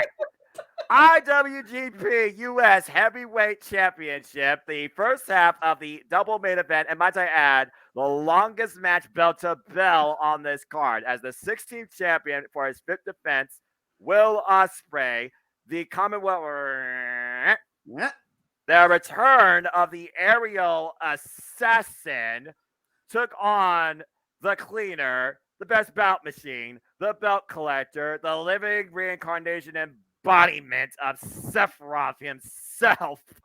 The one-winged angel, Kenny by God Omega. Now, usually I'm the one with the theatrics, the play-by-play, the story, the outlook, the what-ifs, the whatever's post-match. I called this shit, and I haven't stopped watching my call of this already 3 times this week. So it's finally time to hear both your takes on everything, top to bottom, on this. Kuzon, Casey, you take the lead. No, Kuzon, you take the lead, brother. This is your match. Casey has nominated you to take the lead. This is all you. This is your match, brother. Take it away. So, not for nothing, right? The theatrics of these entrances, they were really good because Omega's really good at like showing off. And yeah, no kidding. He literally looked like Sephiroth. Yeah, honestly, the whole like Sephiroth like look and everything, like, not for nothing. I don't usually play Final Fantasy, but I know about Sephiroth. I know about the lore. If you don't play Final Fantasy, you know about Sephiroth. You know about it. Kenny Omega. Yeah. Yeah. Everything about the angles and everything to do with the entrances was great. I was so happy when I got to hear what's the name of it? Elevated. Yeah, Elevated is like one of my favorite songs of all time. I listen to it like at least like twice a month, you know. It's like it's a song I always go back to. It's on my Spotify. It's awesome. Okay. So it was really strange because like I was watching through this match when I was watching it live. I did like a viewing of it on Twitch, and like when I was watching it, I looked back at the VOD. I literally didn't say anything for like a good 10 minutes, because I was just enjoying the beginning opening of this. Right. And I was like, I'm watching Kenny Omega in New Japan again, and it is nuts to me. Still surreal. Still surreal. Yeah, and like these two lit each other up like nothing else. They didn't hold anything back. No. And like it was cool that the United Empire were there, but they weren't getting involved with anything. As tradition. Everything was going so well. They hit like a load of moves in the ring, and then it got thrown out to the outside of the ring. It's when it got to here, and when they had obviously the table moment when Omega jumped on the table, put a hole through the table. That shot of him looking through the table, like the shining spot. I thought that was really cool. Kenny. I thought that was really cool. You could Kenny tell Omega Omega went full on freaking psycho. Yeah, you could tell Omega's really getting into it, and you could feel that he was having a good time. But neither man were losing focus of what they were trying to tell here. I'm sorry, but I'm sorry, but I have to Go make on. this joke. The shining shot. That moment when somebody tries to change Shaq's Spotify. But my Spotify is precious to me. Please. That's all I have. Don't put that out there in the universe. There's some things people just treasure. Anyway, Kuzon, continue, because I don't think you're even 10% through this. Not for nothing, right? Because okay, this match is the longest match on the card. It did not feel as long as it actually was. I know, right? I wanted more. Yes.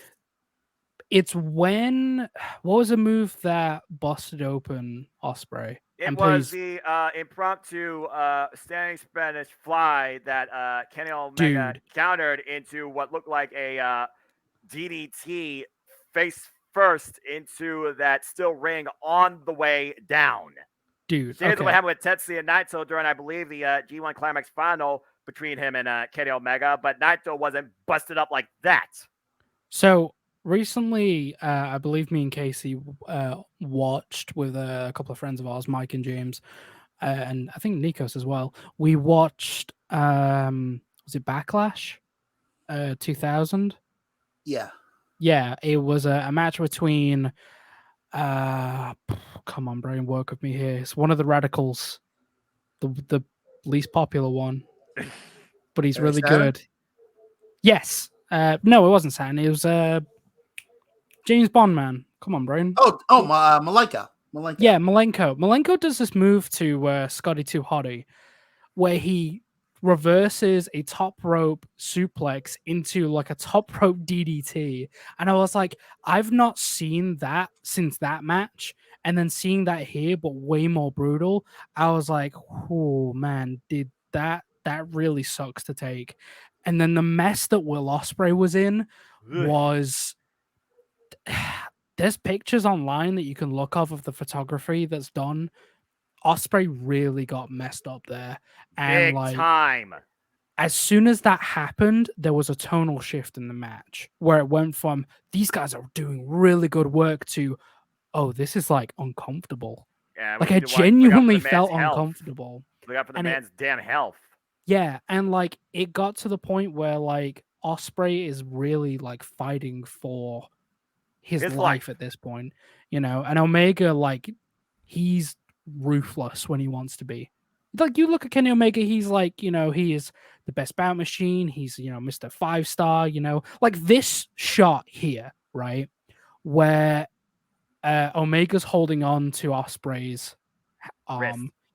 It's like, it's uncomfortable, That's a hidden blade, by the way, to the side of the head.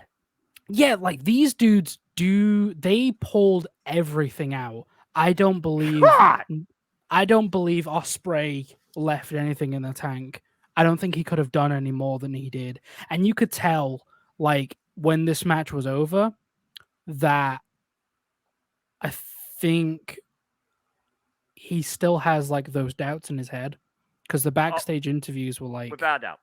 Yeah, they were uncomfortable to watch as well. Yeah, that was a broken man, is what we saw. A broken. Watch this match again if you want to watch any matches. Please watch this match again. I'm telling you right now, I'm gonna go rewatch this damn thing. I literally am gonna go rewatch this damn thing after we're done here, just cause. Oh, again, I could break it down move for move, but we'd be here for another 30 minutes. I don't think y'all would mind that because, again, this match was so damn good, and we're still talking about the theatrics. But Kuzon, a very fair take.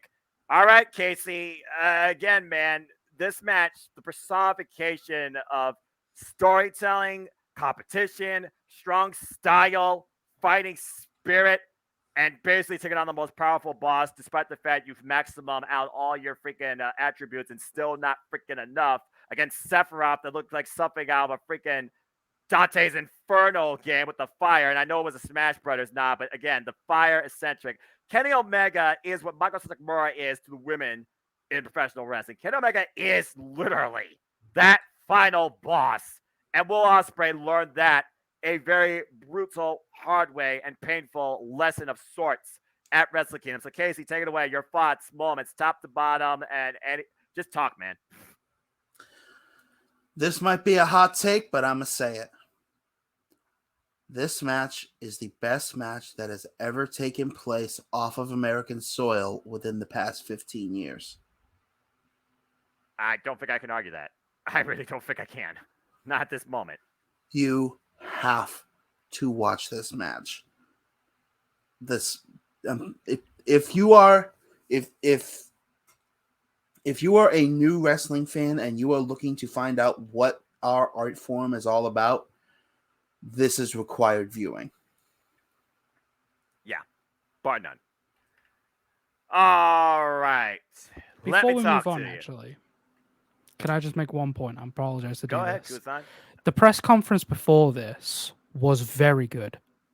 Yeah, again, let's talk about even before the entrances. This really built with a face-to-face press conference where Kenny Omega not only spoke to his people in Japanese, which of course he mocked Will Ospreay and anybody about using Google Translate, but then Don Callis talked about, Will Ospreay, you're great, but you can't be greatest because the greatest already exists in this era, and that is Kenny by God Omega. And then Will Ospreay, who tried to talk in the microphone, I feel like tried to contain himself. Why Omega's like, this button, will you push the button? Got up straight in his face with the working microphone. And Kenny Omega, who looked pretty much emotionless taking this in while wearing those sunglasses. Ospreay basically pouring his heart out regarding what I have done for this company and what I am trying to prove against you. And I will do it by any means possible, even if you are still sour at what I did against your golden lover at Wrestle Kingdom 13 as well. And again, storytelling. Don't get me started when I get on this match. But anyway, yeah, Kuzon continued because, again, that was one of the best. I would talk about the best matches. That was one of the best press conference segments for a match I've ever seen in my life. Yeah. Ospreay opening up with the line, fucking listen to me first off, you little cunt, shut your fucking mouth. Like, I'm not dude, monetized. that honestly, that made it real. That coming from someone who like hears that every day here in England, when you hear someone drunk outside of your window every Saturday night, you know, like Ospreay being able to go and talk around, you know, it's like what you took like maximum like 3-hour drive to Florida. It's like that's all you do. Like for us, especially for me, it's a 12-hour flight from England all the way. It turns into a total of 15 and a half hours because everything's happening in Russia and Ukraine, which that made that crazy for me. Yeah, I didn't even think about that, to be honest with you. Yeesh. The fact that he has to like stay in a hotel that's no bigger than a broom cupboard for 14 days out of his mind, like away from his missus, you know, not for nothing. Like his relationship is a big part of him with B. Priestley. Right. I don't remember her WWE name, apologize. Blair Davenport. Yeah. His best friend died and he had to watch his funeral through an iPad, that is what made it for me. That is what made it for me, honestly. Like, I feel like, because I was like thinking in my head, like, obviously, you're bringing in like real life stuff that's happening to Ospreay. And like, while this is, again, it's wrestling, bringing in stuff like that and bringing in real life struggles that he's actually dealing with currently, like, that's got to be hard for the dude, you know. So he wants to be able to put on the best performance for this match, you know. And obviously, he's going in knowing that he's going to lose. So he's going to give everything that he could. And honestly, what he did here was incredible. He is absolutely well within his rights to say at the moment he is one of New Japan's top stars. You know, there is no doubt. Like even with Omega, like being here and being champion and defeating him, that just adds more to it. There's so much more you can do here if you really wanted to. I have no idea what the idea was about him giving himself a year and that's it. Like he seemed like he was really like broken at the end of this match and at the end of the conference. Yeah. And like this for me is way better than the main event. This is way better than whatever's going on with the main event. You know, like I love like the World Championship and I love, you know, the Rainmaker. I love Jay White. This is the best thing going for New Japan currently. It really is. It's awesome. Yeah. I love Will Ospreay. I love Kenny Omega. And I was like, dude, if my show just cut off then and that was out, I was like, all right, well, I'm more than happy. You know, that's all I needed to see that night. I wished with every fiber of my being, shout out to the ATW brother Casey, Lex was there live. I wish with every fiber of my being I could have been there live, but being there in the commentary segment on a YouTube thing under Jeff Meacham to call this and engage people in this is one of the greatest highlights of my life. Okay, so yes, you talked about the press conference. Let's go ahead and talk about the theatrics here as Sephiroth rise out of Final Fantasy, the ultimate final boss, I feel like, the ultimate nemesis, arch enemy of the series. Will Ospreay going back to his past to ascend to something higher than what he is now for the future of New Japan Pro Wrestling. I never realized how much I missed Elevated until now. That was such a moment. You heard the pop from the crowd. Again, the audible crowd, might I add. This was one of the most legitimate, realistic, shock and awe reactions I've ever heard in my life at a wrestling show. And again, there was 26,000 people there in the Tokyo Dome. And then we finally get to the match. Don Callis, back at the commentary things. Will Ospreay, he goes in like a bat out of hell. Kenny Omega casually walks out of the way. And these two subtly, you know, exchange. They square up. They lock up. Things start to pick up. We get all the classic hits. We had Pit Pit Cheerio. Still not enough. We saw the agility of Will Ospreay come into play here countless times, popping up like a pitbull on prom night, as I think good old JR once would say. And then things really went haywire when they were going out there, messing around with each other across that stupidly hard, abrasive blue ringside barricade. And then Kenny Omega turned into a Kenny Omega match. And by the way, how fitting that Hiroshi Tanahashi was on the Japanese contingency for commentary, considering his history with the cleaner particularly. We got the table, and again, the most ridiculous double stomp I've ever seen to the kidneys and lower spine area. Might I add, the same area that Will Ospreay had that lethal infection last year that nearly took his life. Storytelling. And Kenny Omega just goes into by God mode. Let's just call it what it is. Character and in-ring style wise. But then Will Ospreay, he snaps back and drops Kenny Omega with a Star Virgo drop suplex on the bottom of that table with no give on its steel effing frame to the neck and the spine in the back. Why I did hear Kevin Kelly and Don Callis jaw check each other. Don Callis did say Kenny Omega, he is at 80% right now, but even Kenny Omega at 30% is better than what Will Ospreay is on his best day. As this match continued, you got the Sky Twister, you got the Rise of the Terminator, and then things just went to a whole level of holy shit, what the hell.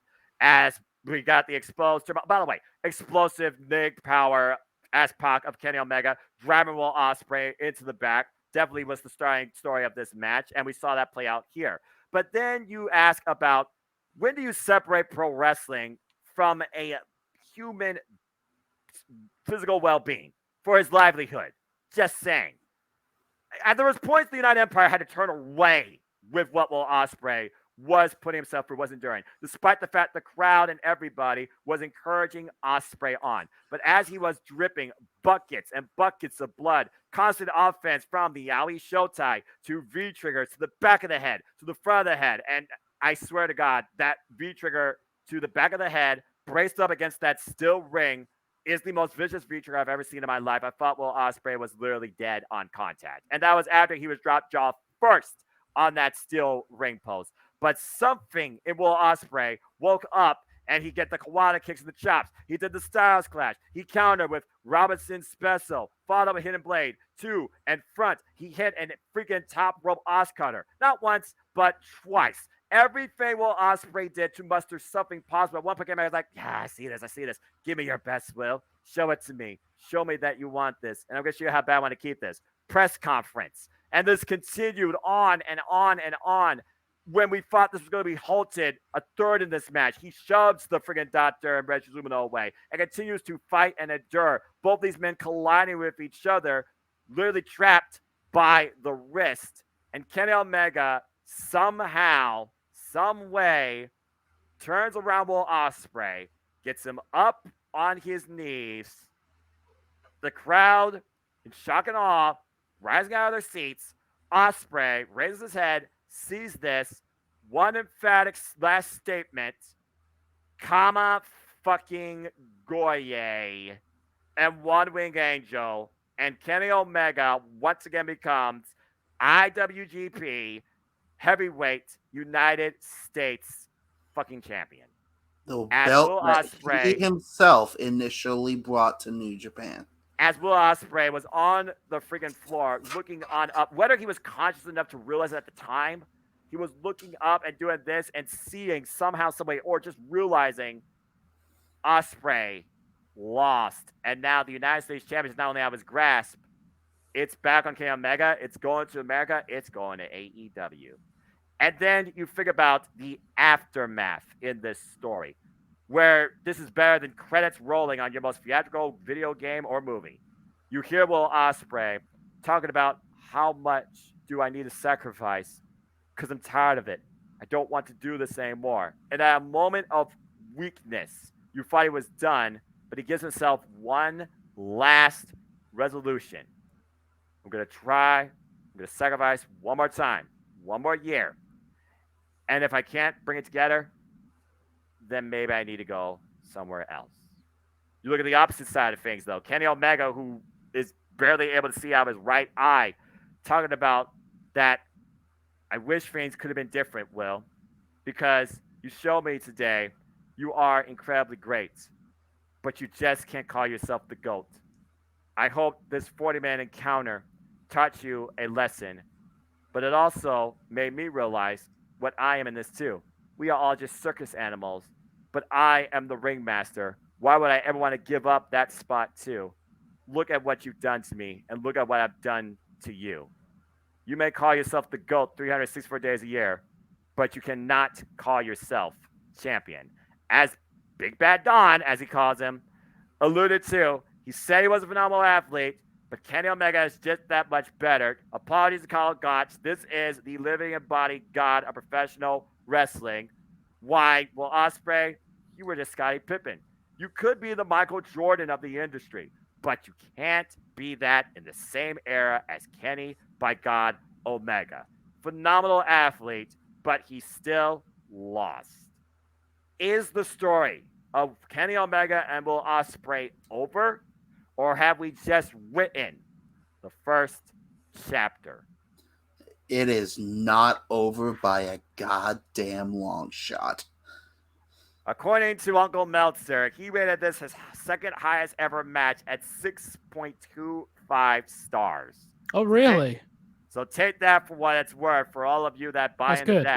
Which isn't much. No, we're not considering that 7 stars is still Kazuchika Okada versus freaking Kenny Omega at Dominion. 2 out of 3 falls, no time limit.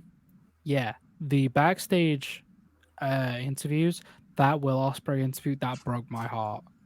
That genuinely broke. It takes a lot to do that. There was something, I don't know what it was. There was something in Ospreay that genuinely made him break down in that. Yep. He's probably been through quite a lot this past year. Kuzon, you literally said it before. Again, we talk about the before and after. He said it before the damn match, the press conference. Look at what he did go through 2022. And he starts up 2023 like this? Can you blame the man? The dude's been through a lot. And he nearly died. He's had a lot of weight on his shoulders as well because he's going back and forth and back and forth. You know, he does have a house in Japan. So like he's a Japanese resident. You know, he's been working in Japan for however long. He and his missus have been living in Japan for a bit. So like that is an option for them to do that. But like the thing is like the dude's been through a lot, and like I genuinely hope that like I'm sure he's fine, you know. But I genuinely hope that like what they do next is just as good, and I have no doubt that it will be, because damn bro, like these two backstage interviews on their own are really good. Don Callis being there kind of ruined it a little bit for me with the American references. I was like, all right, dude, like I get where you're going with this, but this doesn't need any more than that. It just needed these two talking. You know, I understand Omega wants Don to be there, and it's probably good that Don is there for his character, but like you didn't need Don to say anything there. I think they said enough. But for what they said, genuinely, it broke my heart. It genuinely, like, it pulled something out of me that I was like, I just watched two grown men beat the shit out of each other and just have like a very, very bitter feeling in my mouth after that. You know, like it genuinely hurt listening to what Will Ospreay said. This is really good. Very, very good. And I hope whatever they do next is, I don't know. I don't even know what they're going to do next, honestly. Like, I don't know if you two have any idea. Well, if I think about Kenny Omega and his story time and his mentality, and that's a whole different enigma, more complicated than the Da Vinci Code, there's no doubt there is so much still to tell with the future of both men, where honestly, the IWGP United States Championship was just the accessory. It came down to these two and their identity in wrestling, period. So thinking about what happened with Kazuchika Okada and Kenny Omega and how that was picked up during the G1, despite the fact, I mean, they were both in Japan at the time. I still feel like Kuzon, if this is not booked for Forbidden Door 2, I think they're playing loons, but I would go as far as book this again for Dominion, because I did hear Kenny Omega wants to defend this title, particularly against the people of New Japan. He named the likes of Tetsuya Naito and Shigeru Takagi, just to name a couple. So there you go. So that's my take. I feel like that they gotta run this back some point again this year, but it has to be the right setting and the best timing. I feel like Wrestle Kingdom, waiting as long as Wrestle Kingdom 18, is it now? Yeah, for next year? Yes, it would be. I feel like they could probably go that long. So here's a hot take, because we talk about Will Ospreay, and let's be honest here, guys. This is the story of 2023 in New Japan Pro Wrestling. Will Ospreay, period. What if, hear me out, what if Will Ospreay wins the G1 Climax and is G1 Climax champion, but decides not to go after IWGP Heavyweight Championship, but Kenny Omega and the United States Championship at WrestleKingdom 18? It makes sense, because that's what would be most important to. So he becomes the new Shinsuke Nakamura. Exactly, and that match surpasses the next IWGP Heavyweight Championship, where not only is it double main event, it closes the show. Yeah. Just saying. If that's the case, Tetsuya Naito better hope to God he is not in that IWGP World Heavyweight title match. If it's Tetsuya Naito versus Okada. This poor man can never ever main event, dude. That poor guy. I feel bad for Naito. I really do. I want that roll call at the end of a Wrestle Kingdom. That's so all he badly. wants. That's all he wants, to just put a freaking bow on his career finally. That's all he freaking wants. Oh my gosh. Well, I mean, hey, maybe he'll do it at Yokohama Arena, as we learned during this show. They had altercations with Pro and Noah, and now him and Congo are going to be the main event of WrestleKingdom 17 Yokohama Arena. So maybe that'll be enough. I don't know, but yeah, Somehow I doubt it. I agree. But yeah, back to this match. The two men involved, the story told up to and before entrances portraying the inhuman punishment enduring, and then the victory and the agony and the foretelling.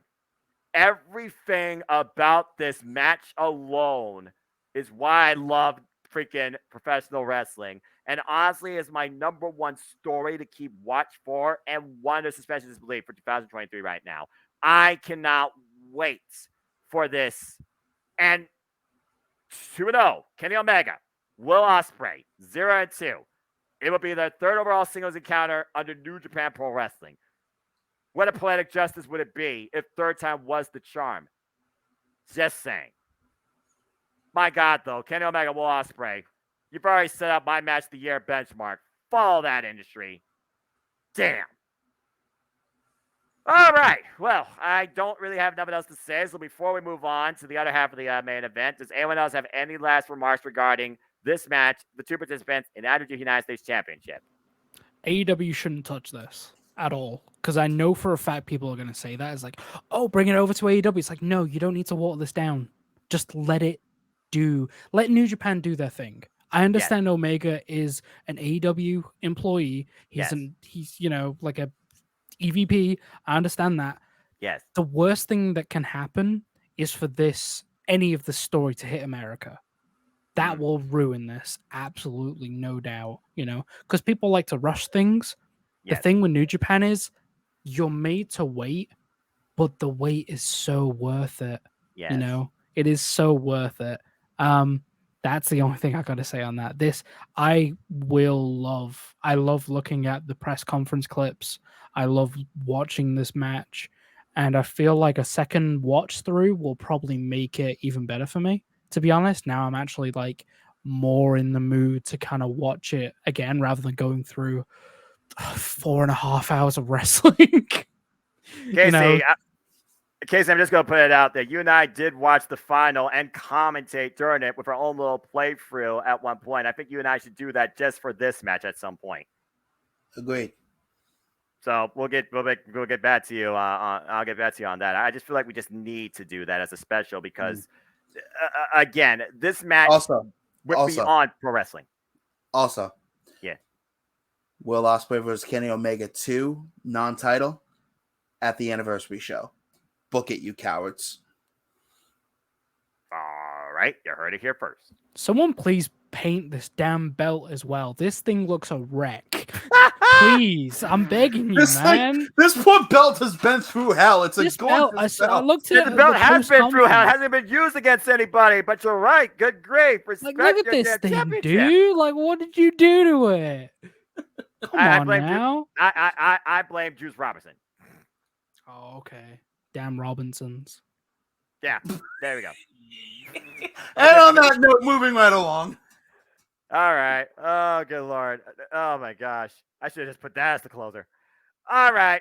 In the other half of the main event, not to take anything away from this, but again, the result was on the wall, but I liked how they tried to get to it with the fact that Okada used Jay White's own move against him, and Jay White, to the point that he lost a feeling of control, he used him in Okada's move against him wasn't enough.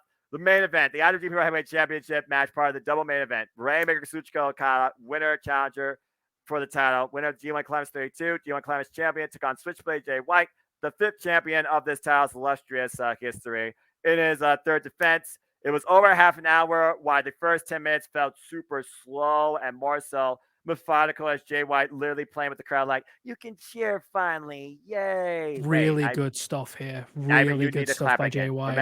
Remember to clap. Again, Jay White is the psychological wrestler, bar none. And he played that here to a T. And then focusing on the core of Kazuchika Okada every time possible, preventing Money Clip fully being inserted, and Okada trying to use his power was very smart here too. And then Okada surprised the hell of us with a friggin' senton off the top rope. What the hell, Rainmaker? I'm surprised he didn't do any time during this his typical run up over the barricade cross body splash. That kind of surprised me. That's usually an Okada staple. I don't recall seeing that during this match. And again, Gato, of course, playing distraction, came in involved here too multiple times as Okada was trying to get the better of Switchblade Jay White. Had some ridiculous two sweet chops over and over and over and over and over and over again. And then finally, Okada gets the better of Jay White, locking in the money clip for the first time to a degree, but not fully in there. And again, Core was exposed, so of course Jay White was constantly attacking that. Again, very smart play by Switchblade Jay White as he sends Okada over the top rope to the floor. But Okada then counters Jay White. And these guys kept carrying their freaking Rainmaker, Blade Runner, freaking setup sequences over and over again in this match. At one point, Okada hitting the spinning tombstone back into the mic clip. And meanwhile, Switchblade Jay White, he pulls off a Regalplex at one point. And then finally, after another ridiculous counter exchange, Okada finally looks like he's going to hit the Rainmaker. What does Jay White do? He sits out. And like, what are you going to do now? That's awesome. That's so sick.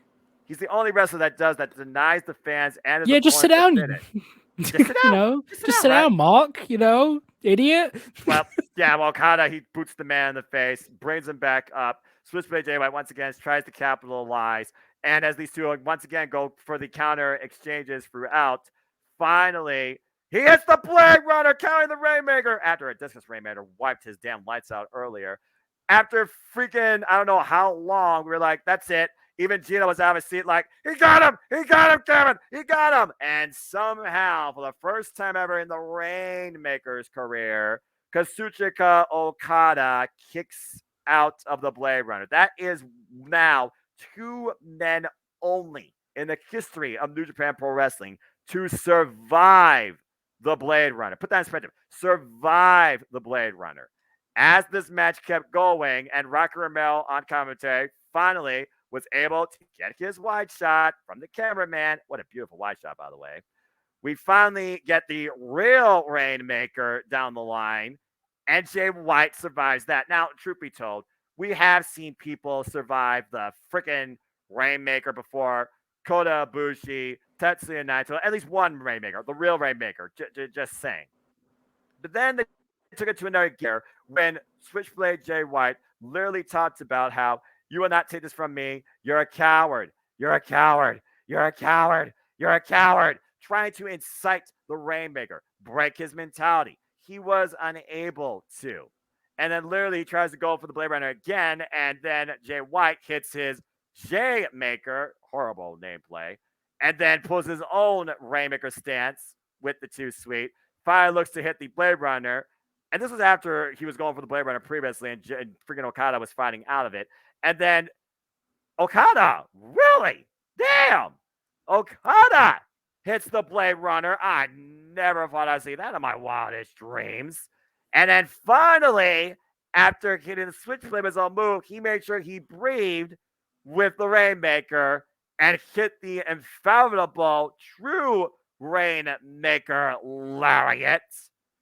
And finally, and by the way, Cobra Flosion before this too, beautiful flow over with that. I don't know how he does that.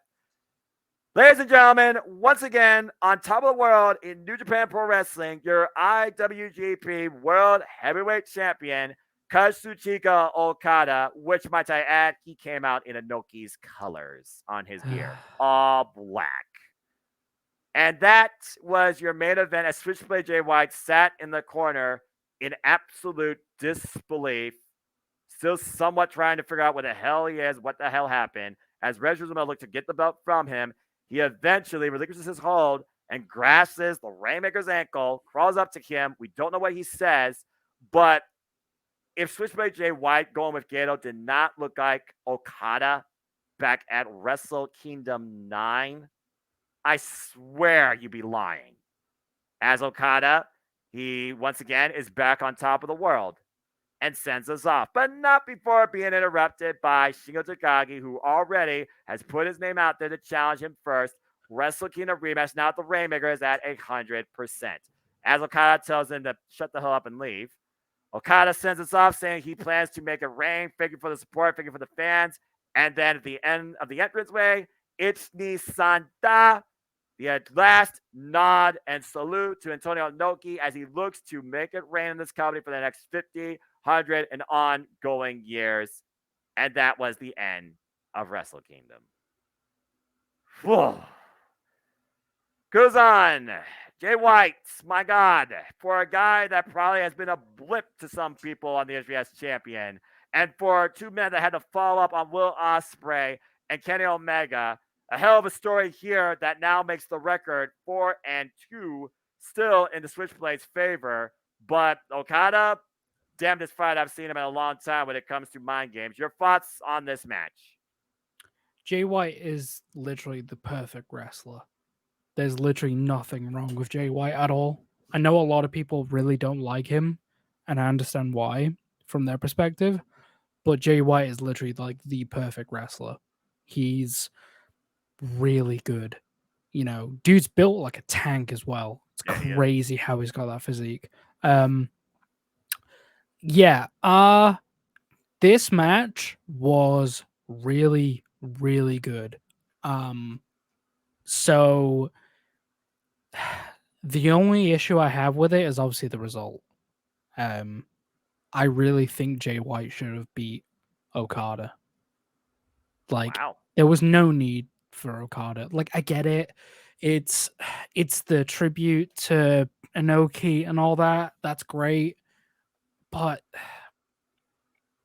another year of Okada being world champion, like I'm over it.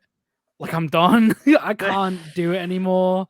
You know, I love the visual of Jay White in white and an Okada in black trunks. Having that, white feather in, having that dynamic where usually it's the baby face who wears white and the heel who wears black. Yep. That is sick. That is awesome, because that's like a mentality that Jay White has. Is like he sees himself as the hero or the protagonist of New Japan.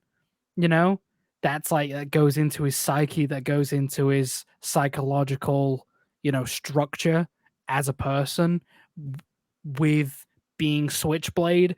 I really think, honestly, Jay White is a mainstay for New Japan, and he's going to make a lot of history the more and more he goes along.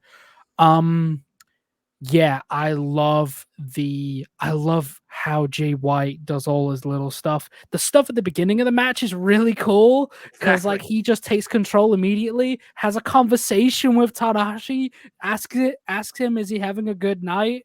And saying, oh, Okada isn't having a good night. It's little things like that that make you go from a great wrestler to a fantastic wrestler.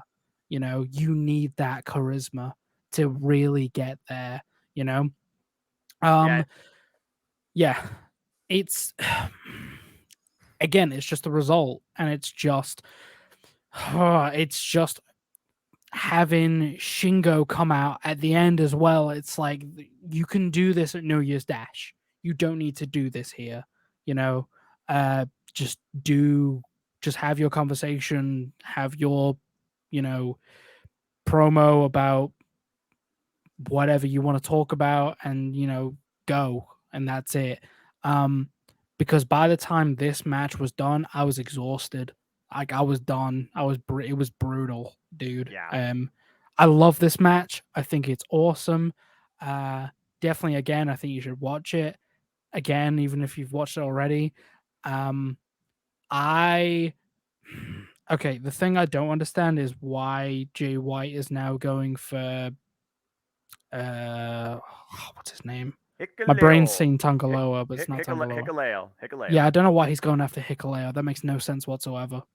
Well, it's funny you mentioned that. Yeah, it's funny you mentioned that as we get to New Year's Dash in a moment. But based on the backstage interview segments, you talk about, backstage interview segments that showed you the point of a man. It was after Wrestle Kingdom 15, Casey, where we saw Jay White to the point he broke down in tears, and we thought that he was virtually done. He was questioning his career. Instead, now he's using a past event that he believes is a moment taken away from Kim.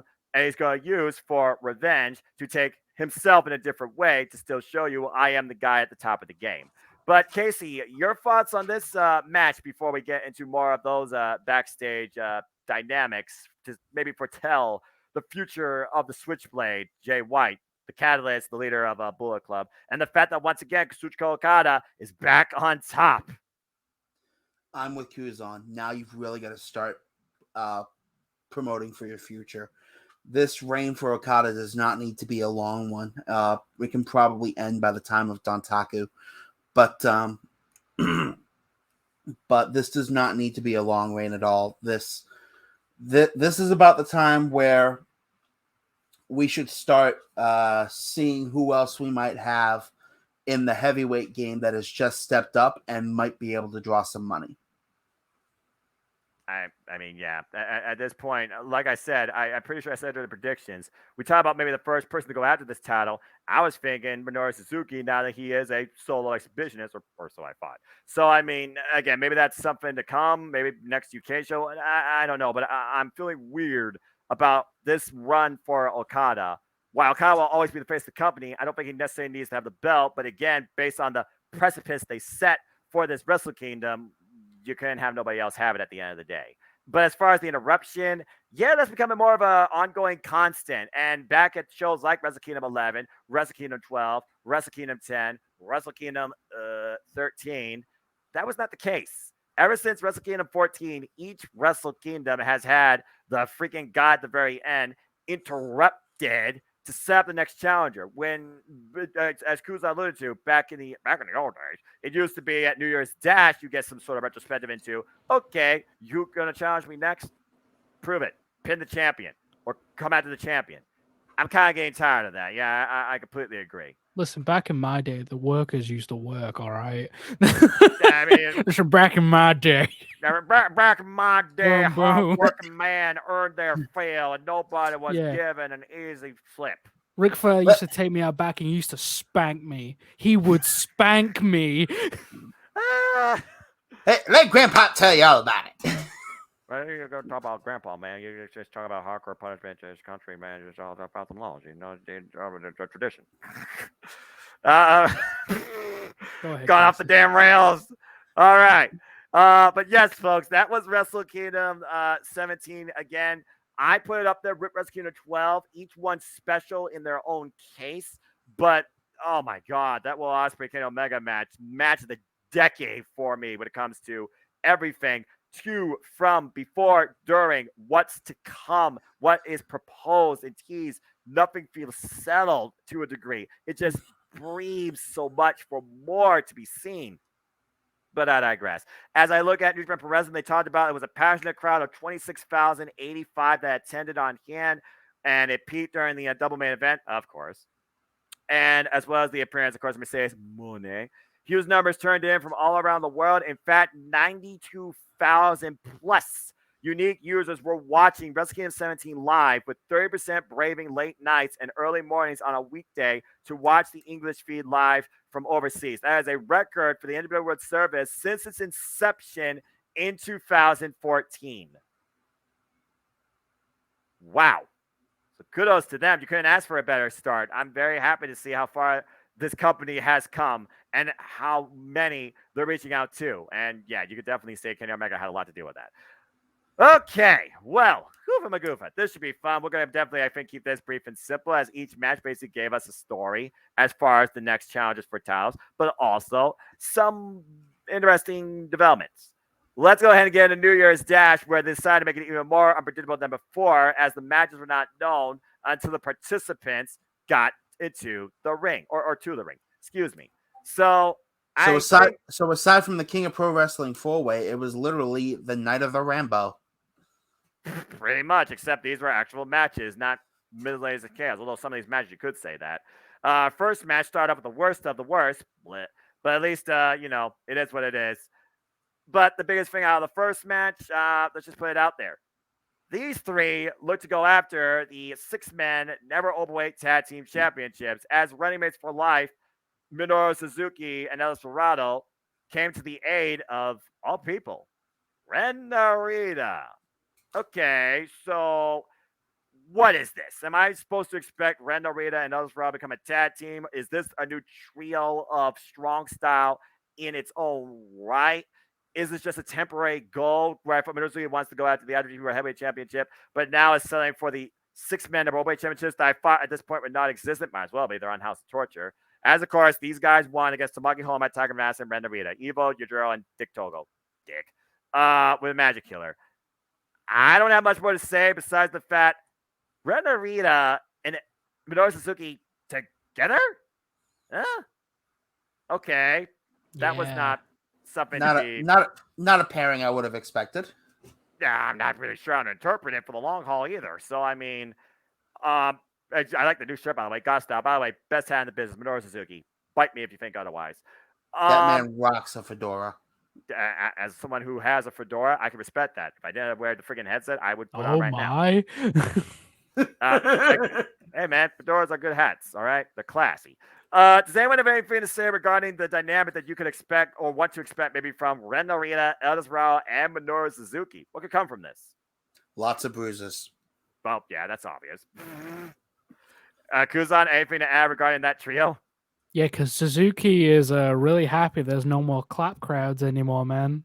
He was feeling it that night, you know? He was about to go crazy. Yeah, he was. That's all I got to say about that. Suzuki was ready. He was feeling it. I love Minoru Suzuki, man. This guy. All right. He's too good. He is, and he's still going. As we move on from there, talking about the future of Suzuki-gun, I'm just going to say this right now. What the hell? Just 4 guys. Spokesperson Taka Michinoku. And the group is Yoshinobu Kawamaro, Taiji. At least I guess with Taiji now we'll get an extended version of the Holy Emperor's performance. And Itoki, Kevin! Itoki! And apparently Doki and Yoshinobu Kawamaro have put themselves at the forefront once again to challenge for the IWGP Junior Heavyweight Tag Team Championships, getting the better of the tag champs for the second time. It was a rare win by Doki and Yoshinobu Kawamaro during the Best of Juniors Tag League over the tag champs themselves that Francisco has not forgotten and is still very pissed off about, clearly. At the other end of things, though, we talk about Will Ospreay trying to go for his reset here. Looks like Will Ospreay is going to set up hostilities with the Holy Emperor Taiji. So when I think about this, Jay White, Broken Man, he used Tomoyasu E to get himself back into the fold of things. Will Ospreay looking to set off his 2023 rebound against the Holy Emperor Taiji. We've seen how far he's come as a singles man. And Taka Michinoku, maybe you need to start wearing a cup. Damn, that was a hell of a kick. So I'm just going to ask you all straight up. What's everybody's thoughts about this? Yeah, I don't know what you want me to say to this. Like, I don't know what you want me to look like. The hell is this? This looks like the Backstreet Boys showed up one member short to a LARPing session. Yo, this is like Spice Girls after like Posh Spice left. This is terrible. Like, I'm sure it'll be fine, but like, come on. It's terrible, but in the best way. Oh my. I'm not gonna lie. This is pretty darn cool. I like this setup. I'm not gonna lie. Okay, so Doki, Kevin, Doki could be a champion finally, Kevin. Come on, believe in the man. So how long is it? How long have we waited on Doki? I believe in Doki. Okay, so Casey, Doki and Yoshinobu Kawamaro Yoshinobu Kawamaro, a 20-plus year veteran of the junior heavyweights, former IWGP tag team champion, of course, with the El Desperado. Do you think that Doki and Kawamaro can take the towels off Catch 2 and 2? Could they be the ones to dethrone the United Empire? They could, but I don't think it's going to happen this time. All right. What's your thoughts, Kuzon, on this dynamic now with Will Ospreay and Taiji, especially their jaw checking afterwards, where the two had to be torn apart by their stablemates who didn't care less? I mean, you talk about Will Ospreay's hot temper, also back to Commonwealth Kingpin, taking on Taiji here.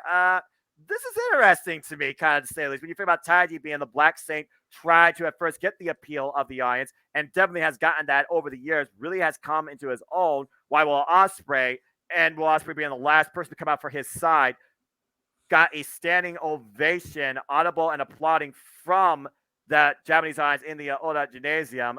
One of the loudest ovations I've heard for Will Ospreay yet. And that's got to play to Will Ospreay as well. He's proven something, I feel more so to himself that he may have not realized he needed to, but he still realized he has more to prove. In a way, Taiji and Will Ospreay's like rise, it's kind of interesting to look at the retrospect as on both sides. So seeing these two go one-on-one, I'm curious what this could lead to. What's your thoughts on this? Yeah, Will Ospreay wasn't gonna wait around. No. At all. It doesn't matter like if it was the night after Wrestle Kingdom or whatever. Like he didn't care. Like it's about that time, you know. For the reaction that Will Ospreay got, that's incredible. Honestly, that really does show like the amount of the body of work that Will Ospreay's put in for the past how many years since he turned on Okada. That's honestly that's got to play towards like the reaction that he was getting, because not for nothing, Will Ospreay's been a mainstay for New Japan for like a long time, and like bar none. Yeah, like even though he's had the world title for like however long, like he didn't come down after he lost the belt. I don't think he just got moved to a different position, and like maybe this is like him. If we're talking shoot brother, if maybe this is like a way for him to like get some shine on his United Empire brothers, you know. I know everyone's really high on Jeff Cobb. Cool. I couldn't give a shit personally. That's just me. Because I've seen Jeff Cobb do some incredible stuff, no doubt about it. But it feels really weird to have him in United Empire. But like, you know, it's whatever. That's just personal preference for me. Fair. The fact of the matter is, the United Empire have done really well as a whole. And I feel like this is just Will Ospreay now. Before he starts getting his own plans into place, he's going to get a bit of scratch on the United Empire to be like, hey, we're still a thing, you know? Like, it's not just me. These lads are really good. These lads are really good. Look at Great Okan. He's cool, you know? He lives his best life every time he goes to Vegas. Oh, hell yeah. This man's going crazy. He's feeling it every night. If you thought Yojiro was a player, you might want to rethink that. Man. Dude, no wonder United Empire don't have any money left. This dude's spending it on, like, I don't know. This man's going crazy with, like, that bank account. Friggin' Mongolians. Like, Ospreay's going to have to come in and be like, no, dude. Save some for us, damn it! We need to get a flight back home. They don't do it right away. I mean, again, he's got the podcast. He's got things to do. All right. Imagine a Great Okan. I fly back home. He gets his own private. Gonna swim them home. He gets his own He gets his own private jet. Don't give him any ideas, Kuzon. He just might. No, I believe it. No, not for nothing though. Like TJP in this match, really good.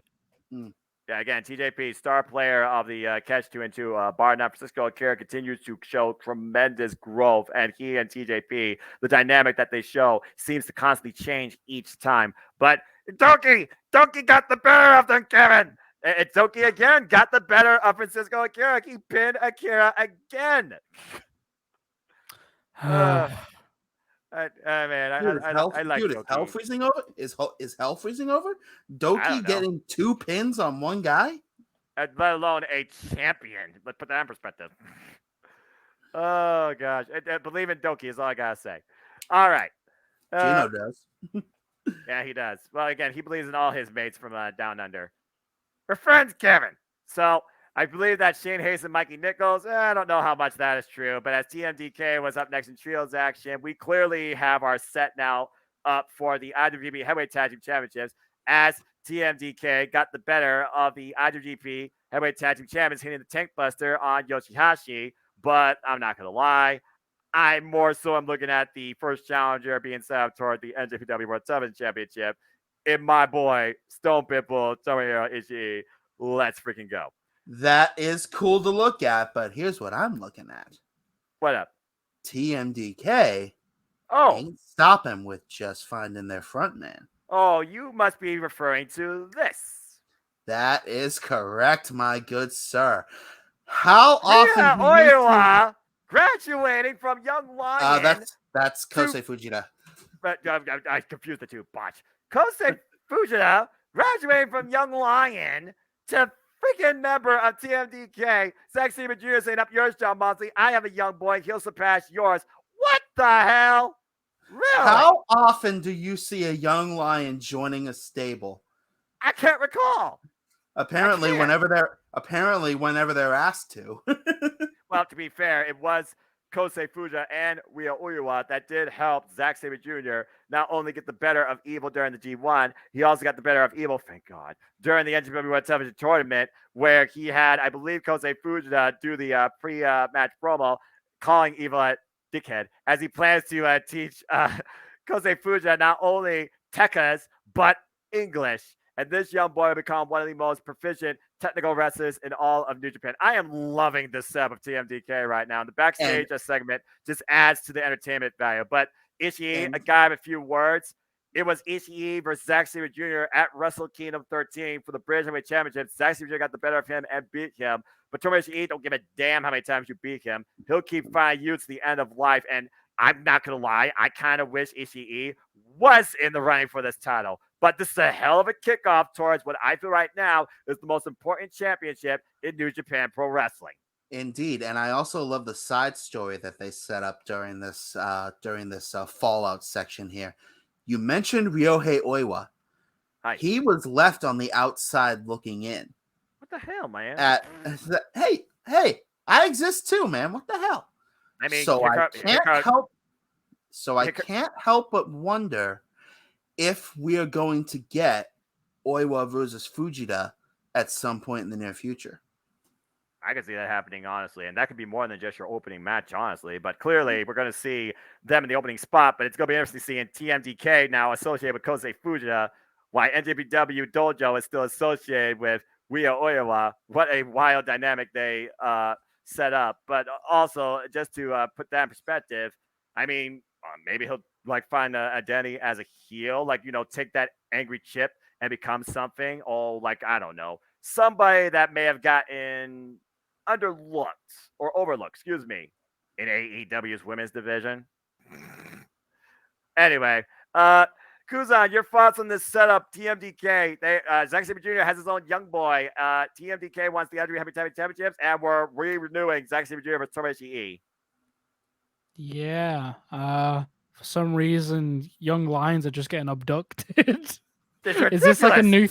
Just like this is like every time young lions always see stables, they must look in fear because they know they're just going to get abducted and just dragged into whatever drama that they're creating. Like no one's looking at this going like, oh yeah, I want to help you go against Tomohiro Ishii. Like Ishii looks like he has a coat hanger in his t-shirt every time he walks, but this dude kills people. You can't bring a young lion into the situation. To be fair, William Mara had a death wish at one point, taking on the Kiminoru Suzuki, and somehow he survived. Not only tell the tale, he's fighting on an Impact Wrestling pay-per-view kickoff show. Anyway, continue. No, I'm glad that TMDK are doing everything they can very quickly to establish themselves as a very solid unit. Of course, to be reckoned with. I'm looking forward to what they can do because not for nothing, right? They're also a Gaijin group for the most part. So that usually goes a long way in character when it comes to Japan. You can have stables and have Gaijins in those stables, but when you have a Gaijin originated faction, that usually goes a long way. I mean, look at Bullet Club, when you have something 10 years strong. Crazy. It's still fucking going, dude.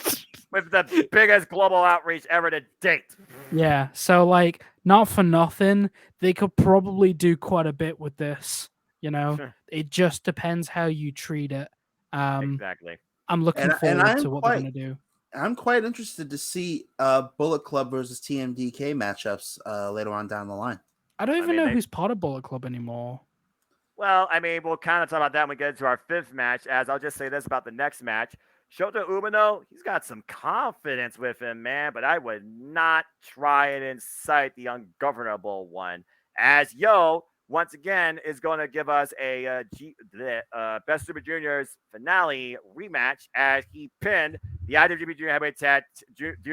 IWGP Junior Heavyweight Champion. So we got Yo versus Easy for you to say. Hiromu. That's okay, whatever that wordplay. We got Yo versus Hiromu. And again, I talk about Yo's confidence. He literally used Hiromu's own phrase. Yo is a revived man. You talk about Sho's push. I think Yo right now is surpassing him with the fact that he's getting another title shot. I wouldn't necessarily say that he's surpassing him. I will, however, say that he does finally be seeming to find his voice. Yeah, but who won his match tonight?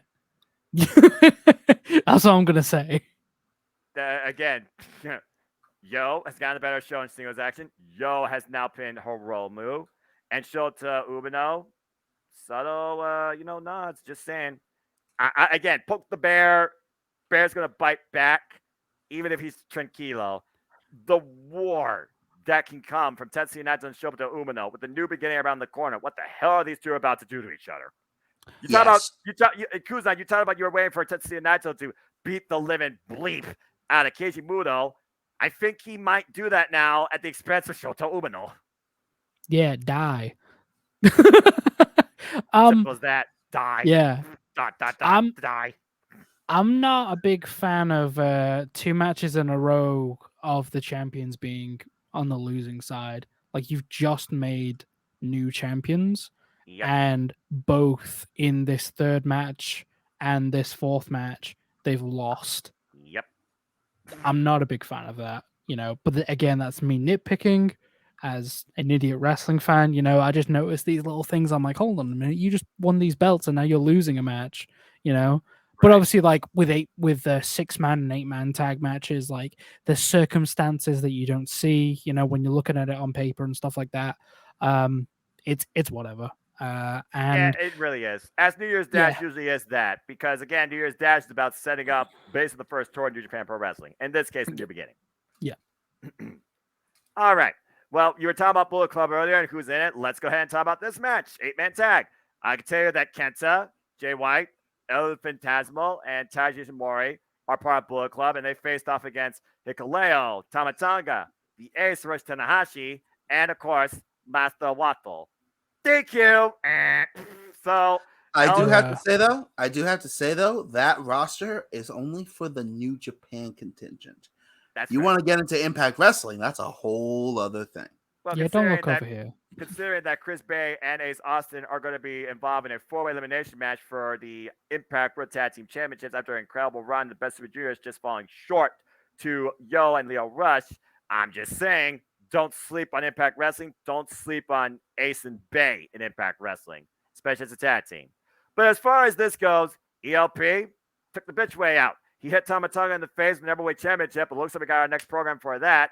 And we talked about briefly the backstage comments of Switchblade Jay White. He talks about, and here's the retrospective you might have forgot, Kuzon.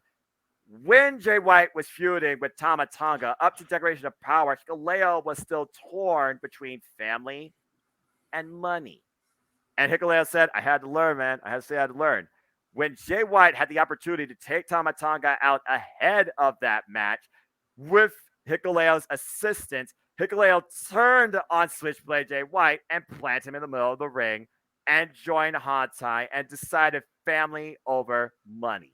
And now Switchblade Jay White is bringing this moment back as a fold since Wrestle Kingdom and believes that Hikuleo is the reason why he lost. Because you took that moment from me, now I'm going to take every moment from you.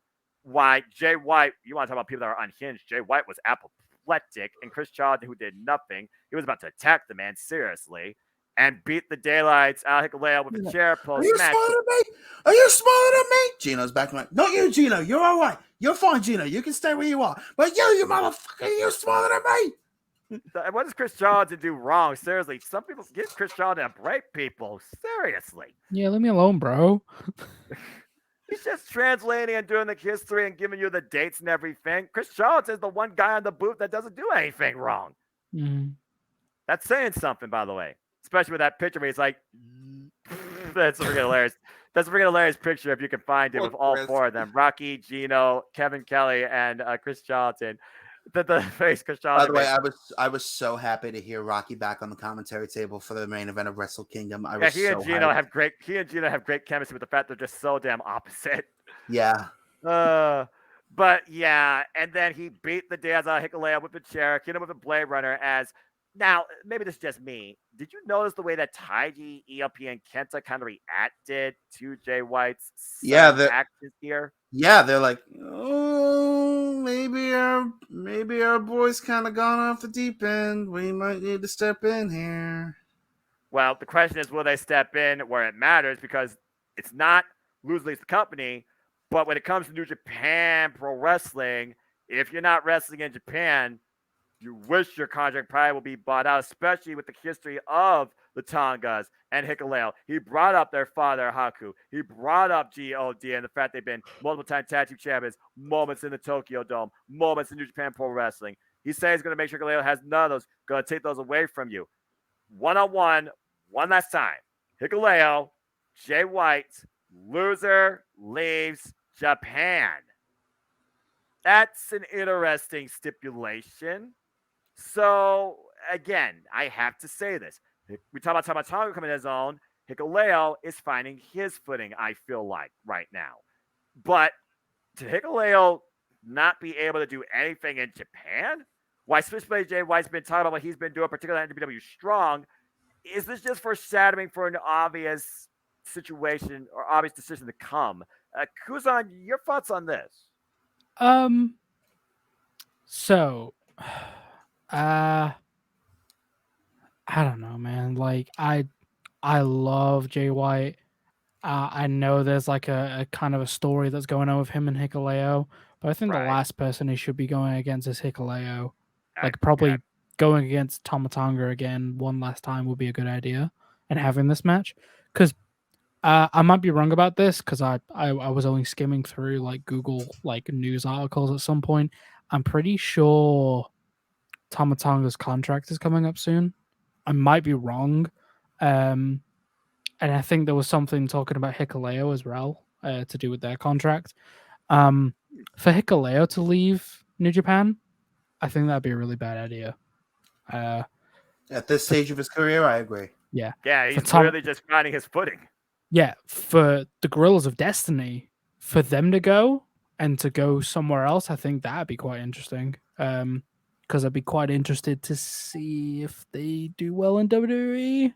Or as much as I would love to see a dynamic. I would love to see, like, for whatever's going on here, to either be part of like reasons of why contracts are coming up and stuff like that. But if it's just for storyline reasons, you've got a whole roster that you could be going up against.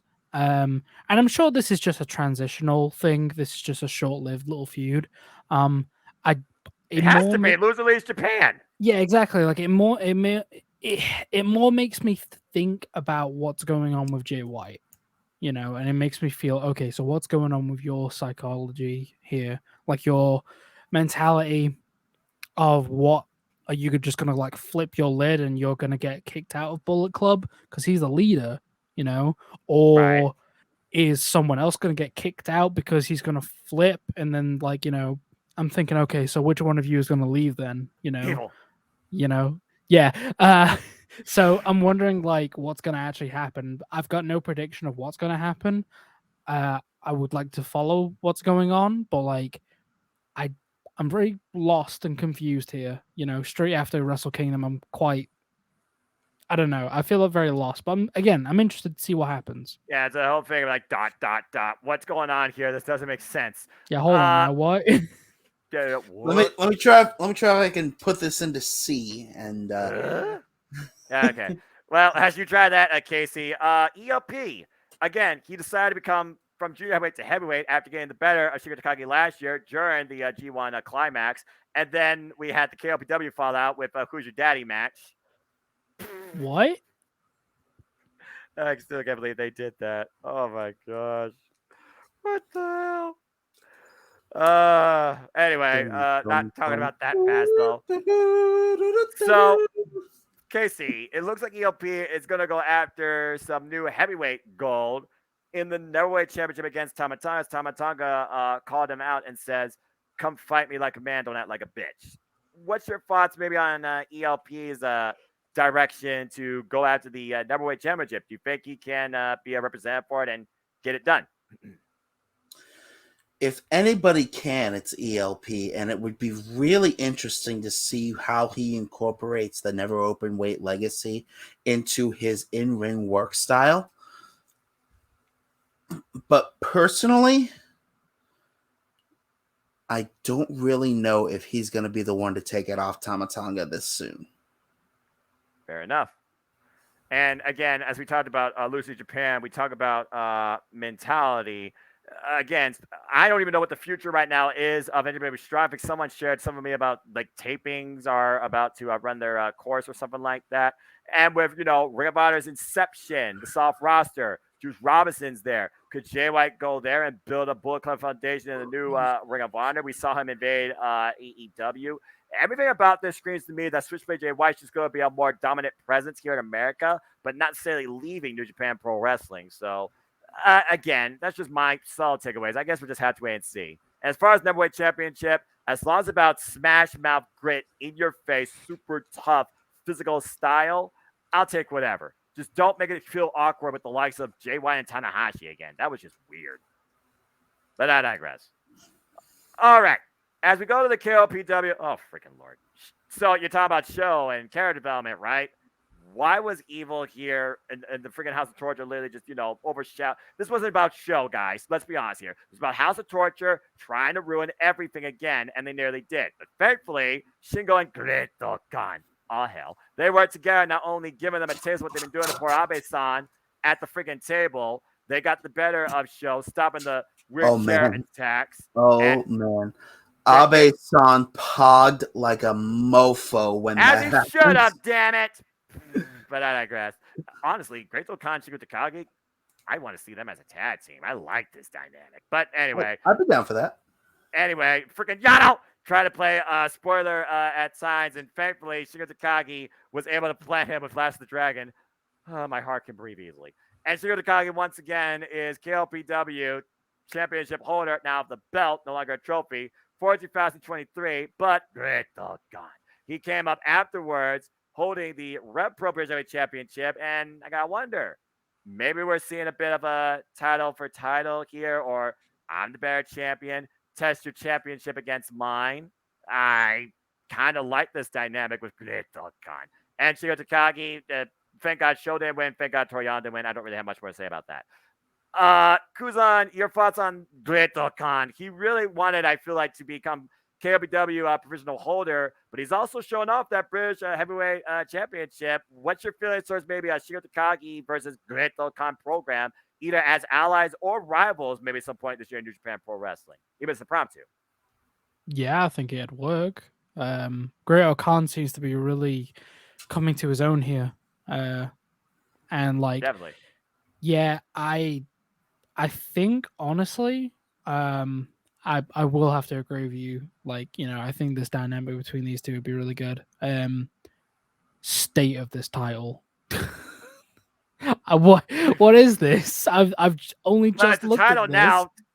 There's a title now, to be fair. So wait, Kuzon, I gotta ask: are you familiar with KOPW at all to a degree? Previous matches and holders and what was about and who created it? No. All right. Well, this would be fun. Let me talk to you. During a press conference at one point, it was Kazuchika Okada that came forward with this idea with chairman Shigebayashi for this original idea to go beyond the traditional in New Japan Pro Wrestling, where fan input dictates what you see. And it became known as KOPW. It was determined in a four-way during an open arena event in a baseball arena. And it was, let's see, it was Sonata, it was Toriano, it was Okada, and it was, who was the fourth person in that match? I can't even remember. Bottom line, Toriano became the first ever KOPW champion. And during Toriano's reign, you had everything from drinking game break matches, amateur wrestling bouts, cage matches. We had to trap your opponent inside a cage, to an I Quit match where he nearly took Chase Owens' eye. Fast forward, you had KOPW Divisional Champions, including the likes of Minoru Suzuki and Shingo Takagi and Taiji. Taiji got the better of Toru Yano, breaking away from his baby in a sumo takeover match. What you do was sumo toss your opponent. That's right. That's why you see Taiji really bring it into sumo toss. Yep, that was a thing. Wasn't Chase Owens also provisional champion at one point? Yes, and he had it for a short sprint where he nearly lost his eye to an enraged Toru Yano, who almost literally stabbed him in the eye with a pair of scissors. DDT? What the hell's going on? I'm loving this. Keep going fast forward through KOPW. Minoru Suzuki, of course, won it last year in a four-way against Cena, Chase Owens, and Toru Yano. Good God almighty, that was scary. And during that time, Minoru Suzuki, I think he had one match while he was champion. And I believe after Minoru Suzuki, it was Shingo Takagi ever since. With Shingo Takagi, he had fused with Taiji, which was a reverse Iron Man match where it's about who could get 30 decisions. And by 30 decisions, I mean literally 30 taps of the hand on the mat within 10 minutes. And it was so unique. You got to go back and rewatch some of these KOPW matches. And that's KOPW. Fan popularized match choices based on what the competitors suggest. And if you hold the KOPW Divisional Championship for the year, you are KOPW champion for that year and have a chance to regain it through the New Japan Ramble, which is why Shingo Takagi came out last. And once again, Shingo Takagi is KOPW champion. So that's right. KOPW. And he's going for the World Championship now. Yes. Jesus. No, well, I like the concept. as a former world champion.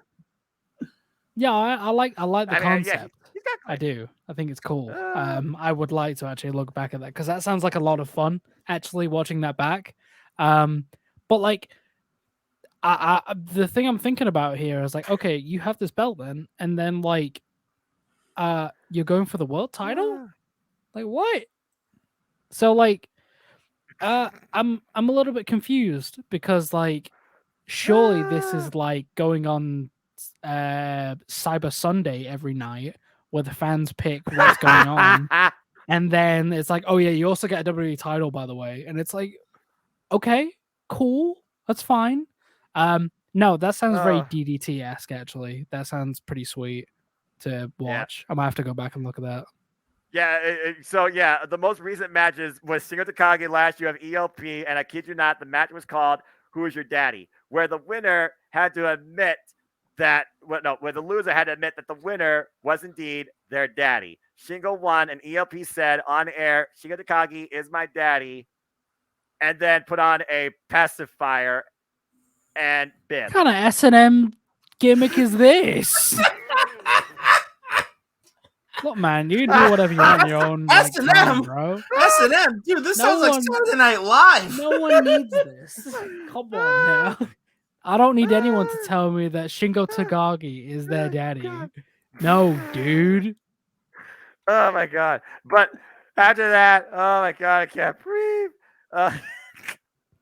After that, ELP then faced Shingo Takagi in a freaking street fight at Rumble on 44th Street. Much more competitive match for the KOPW title after he crushed the trophy. And that's why now KOPW is not a trophy. It is a championship belt. There was also a World of Darkness match between Evil and Toru Yano. And I kid you not, there was a match between Toru Yano and Yoshinobu Kanemaru where they had to take a drink, kampai, of Satori whiskey every 2 minutes.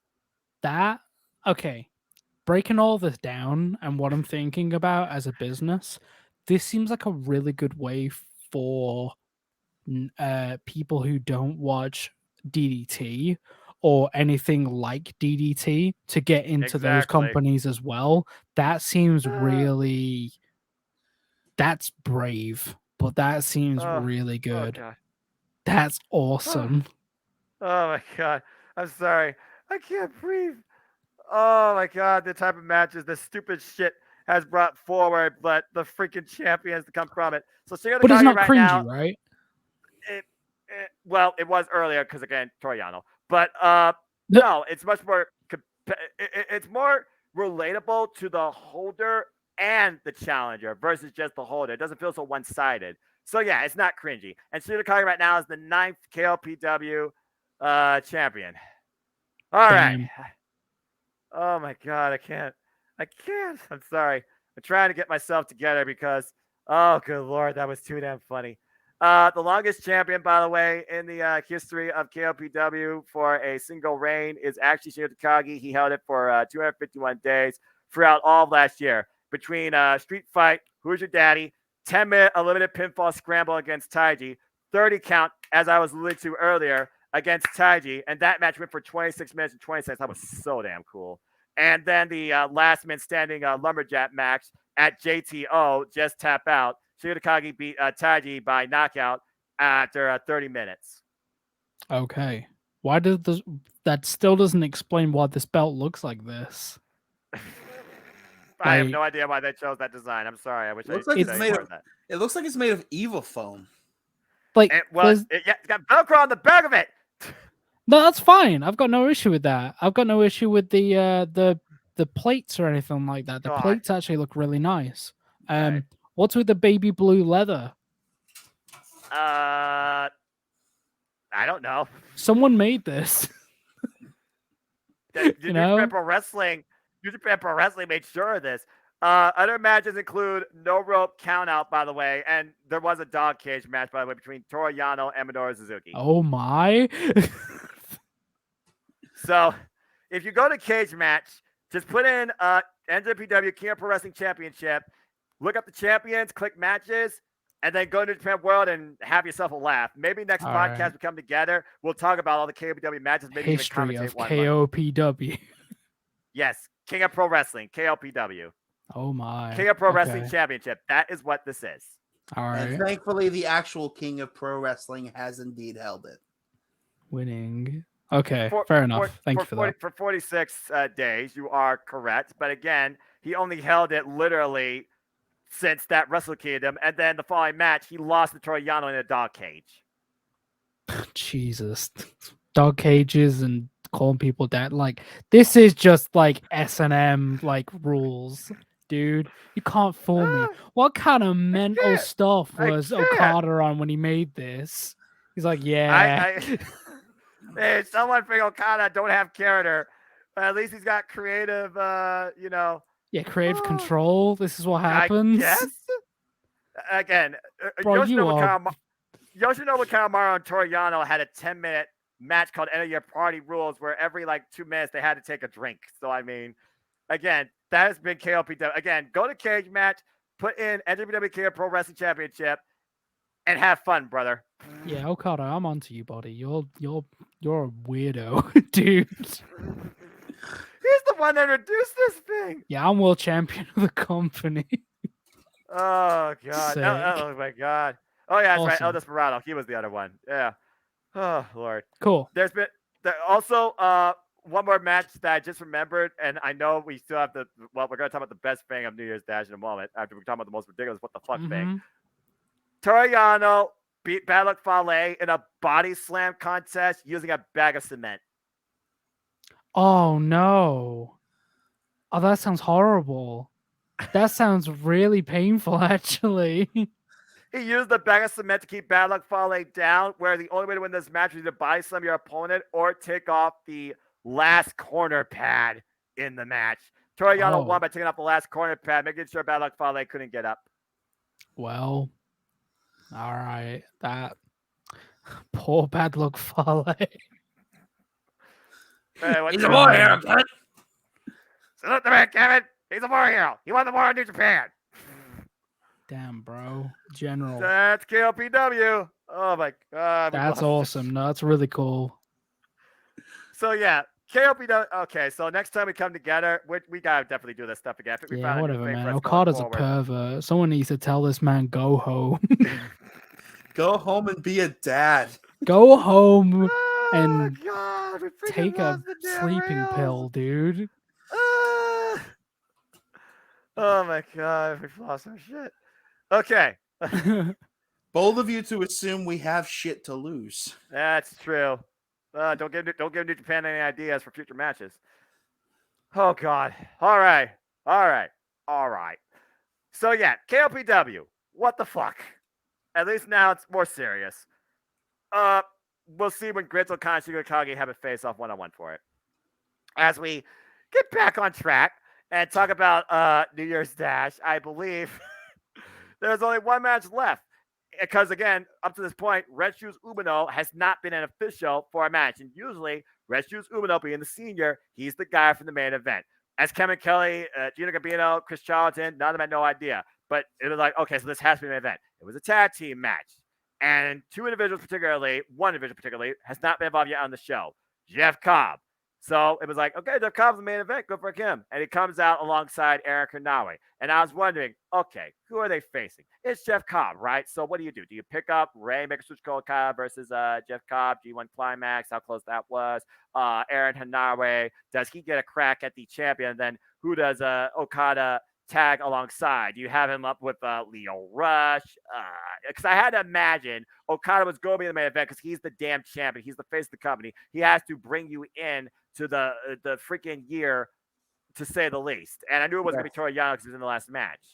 But what we did not imagine was hearing Devil Sky as the United Empire were waiting in the ring. Did that crowd audibly gasp, by the way, or was that just my brain exploding? I'm pretty sure they audibly gasped. And freaking commented like, wait, what? He went back to America. There's no way. And then he comes out and he's there, and then we're just waiting to see. And his right eye is blacker than black. Yeah, no kidding. And we're like, wait, who the hell is Omega gonna tag with New Japan Pro Wrestling? Tanahashi, and then even though Omega didn't know, and Mega Powers 2023, this became a freaking thing. That's a good picture. That's a really good picture. That's a really good picture. And they're like, oh, isn't this crazy? No kidding. One of the greatest rivalries ever in the professional wrestling industry, together as the ultimate tag team. And Jeff Cobb and Aaron Hanawe were in the main event with them as a tag team match. Kenny Omega is literally looking at Okada like, man, who'd have thunk it after Dominion 2018, huh? Yeah, no kidding. Clink. And we were underway. This match was worth talking about. I love the fact that Aaron Hanawe and Jeff Cobb definitely got more of the showcase here to show that these are the two to watch out for maybe either of these titles. And Jeff Cobb taking control of Kenny Omega. Kenny Omega looking for the Snapdragon. Wasn't going to happen. Almost got caught in a Tour of the Islands. Countered into a roll through in the corner. Was shot by Jeff Cobb's power. Incredible selling. Tag to Okada. Tag to Aaron Hanawe. Aaron Hanawe bringing that boxing background, working clearly the compromised midsection still in the core of Okada in the corner, to the point Omega's like, come on, man, get out of the corner, get out of the corner. And Omega, a couple of times, I would say in a sense of panic, I think it's safe to say. As we had a couple of near falls for Hanawe, who literally got a 2 fall on the IWGP Heavyweight Champion. That says a lot for how far that guy has come. But as we get the hot tag and the moments galore, we saw working in tandem. What the hell? After Jeff Cobb literally mocked Kenny Omega with the goodbye and the good night. Surprised he didn't try to go for a V-trigger, trying to pin Okada. Hot tag to Omega and Omega working together in tandem to the point they got the better of the Imperial unit. He was led to the outside of the ring. Isolated Aaron Hanawe, where he got set with, I kid you not, V-trigger, Rainmaker combination.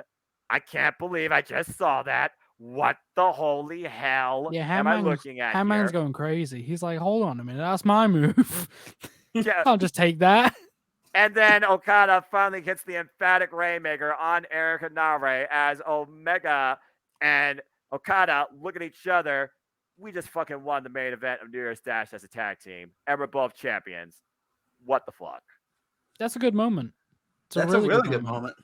Yeah, no kidding. I mean, Okada says, does that mean we're friends? I wouldn't mind doing this again. Hell no, bro. I'm going back to America. Get the hell out of here. And he did. Literally, he's like, there you go. I'm gone. But not before saying backstage, Jeff Cobb, you want this? Come by me. You know who I am. I'll see you in AEW.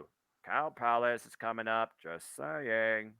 So, yeah, first off, Aaron Hanawe, how far that guy has come, by the way, in the United Empire. You want to talk about people that really have grown and improved. Casey, your thoughts on the Dream Tag Team we thought we'd never see and this fun close of the New Year's Dash. Wow. That's really all you need to say. 13 minutes, by the way, this match went. Kuzon, who would ever find a wildest dream to see Omega and Okada together in New Japan Pro Wrestling as a tag team, let alone Air Hanara getting a 2 count on Okada? But, I mean, how would you set up this tag team again is the question. I mean, you just wouldn't do this out of nowhere again, would you? But I want to see more of this tag team. I really do. This was a moment, to say the least. Yeah. It's crazy to me because, like, not for nothing, I know Omega's obviously he's not on the New Japan roster, like permanently. It's he's factionless, I would say. I would say so. I'm probably taking this way too seriously, but like in an alternate reality, I have this image that Omega is part of Chaos. And that's like a crazy thought to me for some Yeah, no reason. kidding. Yeah, that's to me like having Jay White, leader of the Bullet Club, and having Omega like transfer over to Chaos. That seems pretty sick. That's pretty awesome. I'm not gonna lie, that probably would be a wildest moment, to say the least. Yeah. So like just thinking about it, honestly, it just seems like a really good moment to do this. And like there's a lot of history between these two, and like the fact that they can look back at what they've done and just be like, wow, that's crazy. You know, be able to like smell the roses. Exactly. You don't get those moments a lot in wrestling. You know, Yeah. it's always like, oh, move on to the next thing, move on to the next thing, quick. It needs more. We need to do it faster. It's like being able to breathe, like, and just enjoy the moment. That seems something like New Japan can do a lot more.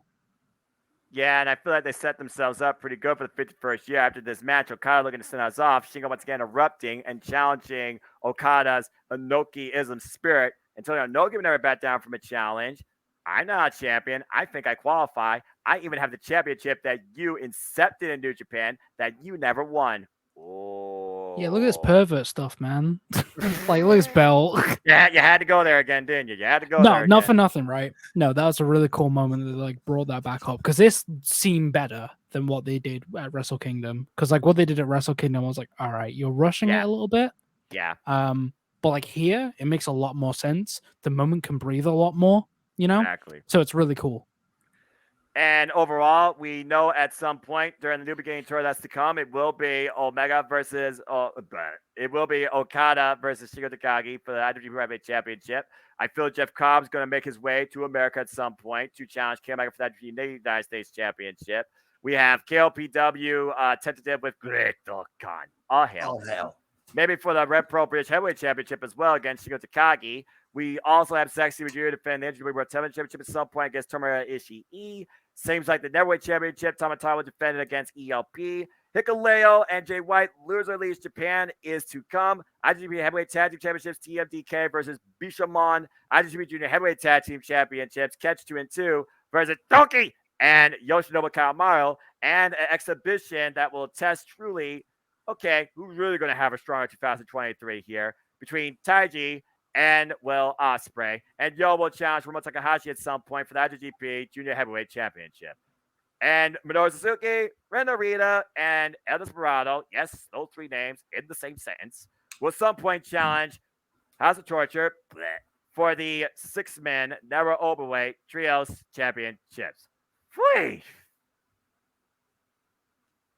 Oh my. All right, let's freaking go. There's that. Jesus. Oh, and Shota Umino will challenge Tetsuya Naito. I thought I forgot something and my freaking brain going into overdrive. I'm not Excalibur, by the way, okay? Just put that out there. People have made that analogy with me. And No, you're JR. You forget what show you're on half the time. by God.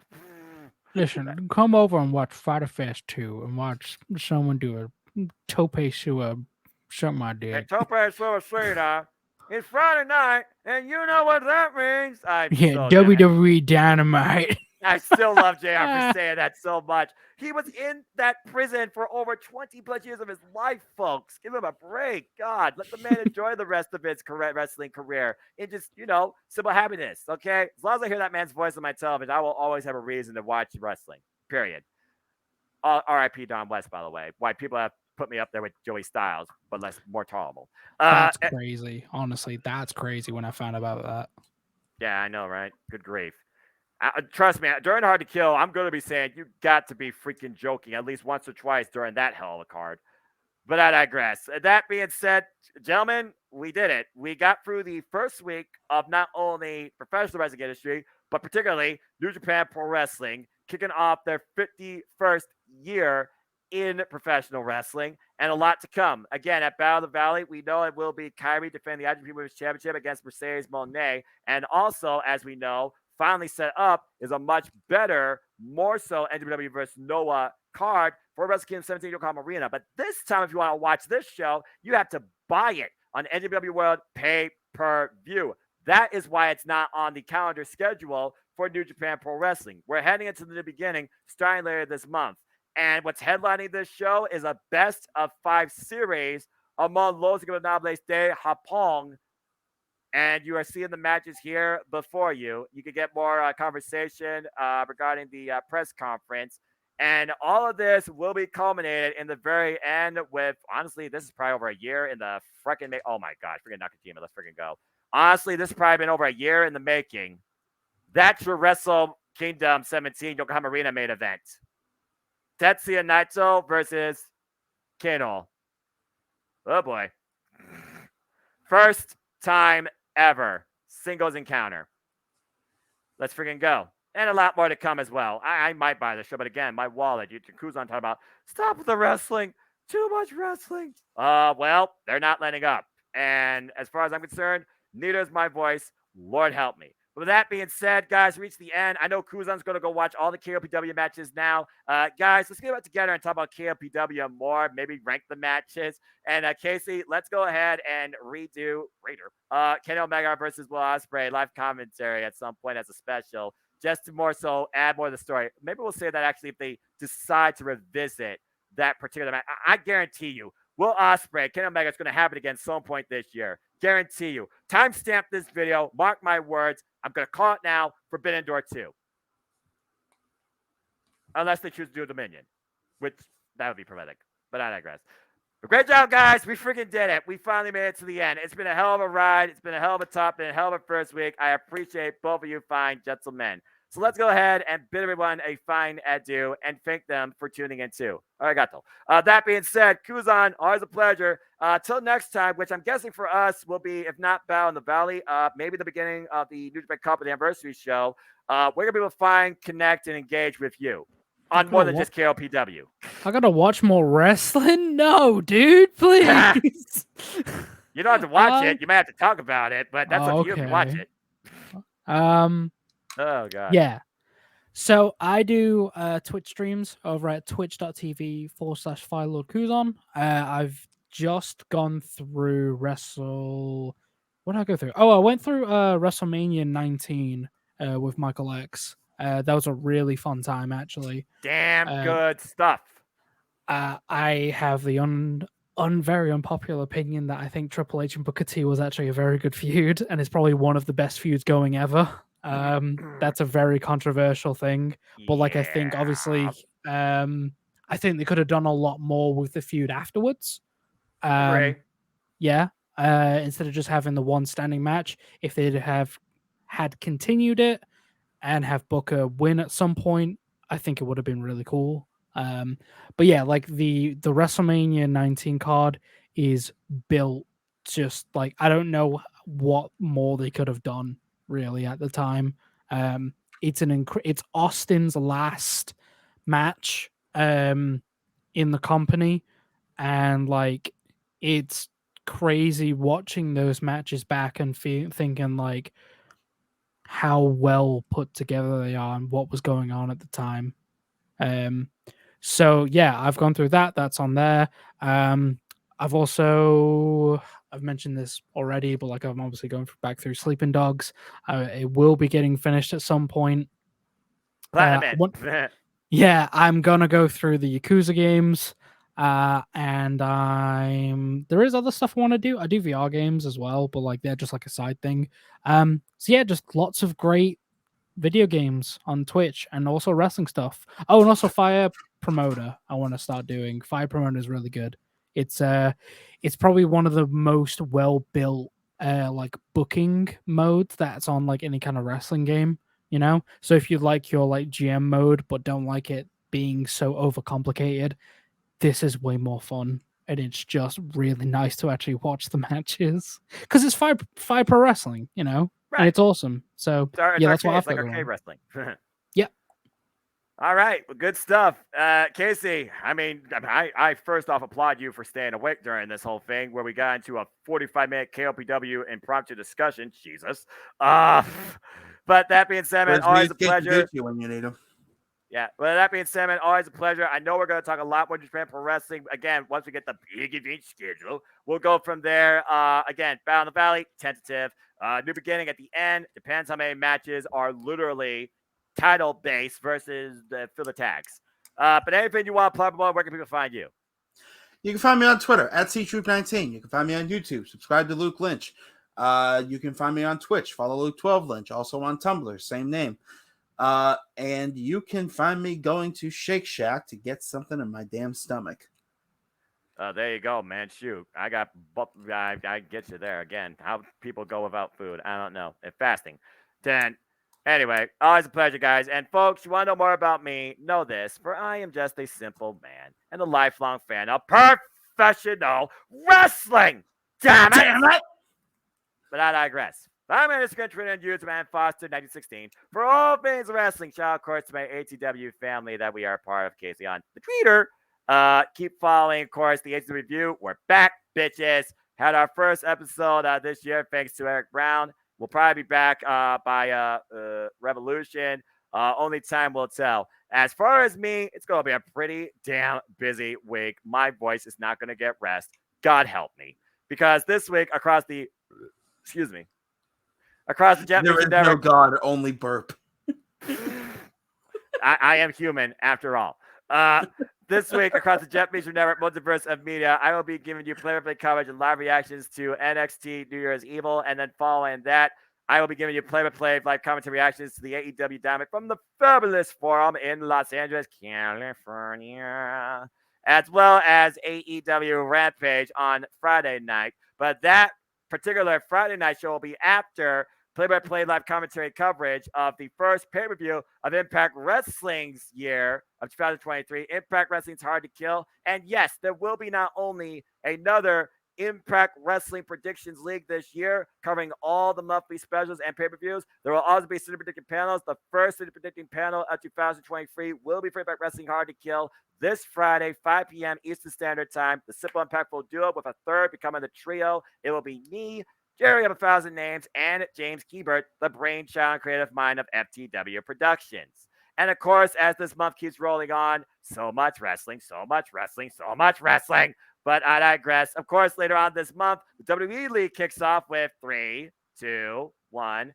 The Royal Rumble emanating from San Antonio. And yes, there will not only be predictions panels across NoDQ platforms, but also some predictive panels regarding that, as well as the WWE Predictions League kickoff for the Royal Rumble. And once again, for the second time this year, I'll be doing my own Galaxy Gamble, where I will randomly pick 30 people from the NoDQ Galaxy that submit the form, give them a number, and if they win, they get a gift card courtesy of me for Pro Wrestling Tees.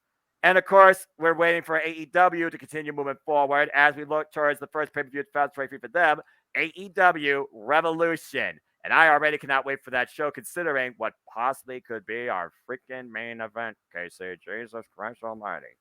And of course, STARDOM will give us more to talk about too as we look towards their show in Osaka that will be headlined by Julia defending the red belt against, oh boy, Suzu Suzuki of Prominence. And we look towards the new beginning in NJPW. And again, best in the card, we might be back here for a simple preview and a simple review too. And so much more to come on all of that too, right here across my similar YouTube platform and the multiverse of media that I work with too. But as always, I'd like to conclude, there are no winners, no losers, no betters. There are just fans with opinions for this passion we all share. So at the end of the day, folks, support one another, respect each other, protect your mentality too, treasure your families, and just enjoy life and enjoy professional wrestling. It's as simple as that. With that being said, thank you so much for tuning in, whether for this whole thing or for part of it. Please like, subscribe, comment, and tell a friend. Hit the bell those videos live or on demand on the Simple YouTube channel. And hit the subscribe button. Help me keep growing this fun, Simple YouTube community. This content creator's journey isn't laying up anytime soon. I assure you. Woof. For the Wrestling Encyclopedia, Casey Gallagher. For Fire Lord Kuzon, I am the Seminole Foster. We are your NJPW panel of experts for this simple platform. Thank you all once again for tuning in, and hope that you all enjoy the rest of your day and have a fine adieu. Until next time, give yourself some sunlight, make a positive impact in life, and have a good day or a good night. Genjo and sayonara. Sayonara. KOPW is crazier than us, and we just went for 3 hours. What is wrong with us? Yeah, my bad. I didn't mean for that to go so long. Get go, KOPW! It was worth it. It was freaking fun. And again, as long as y'all don't hold it, I'm happy with it. Yeah. All right.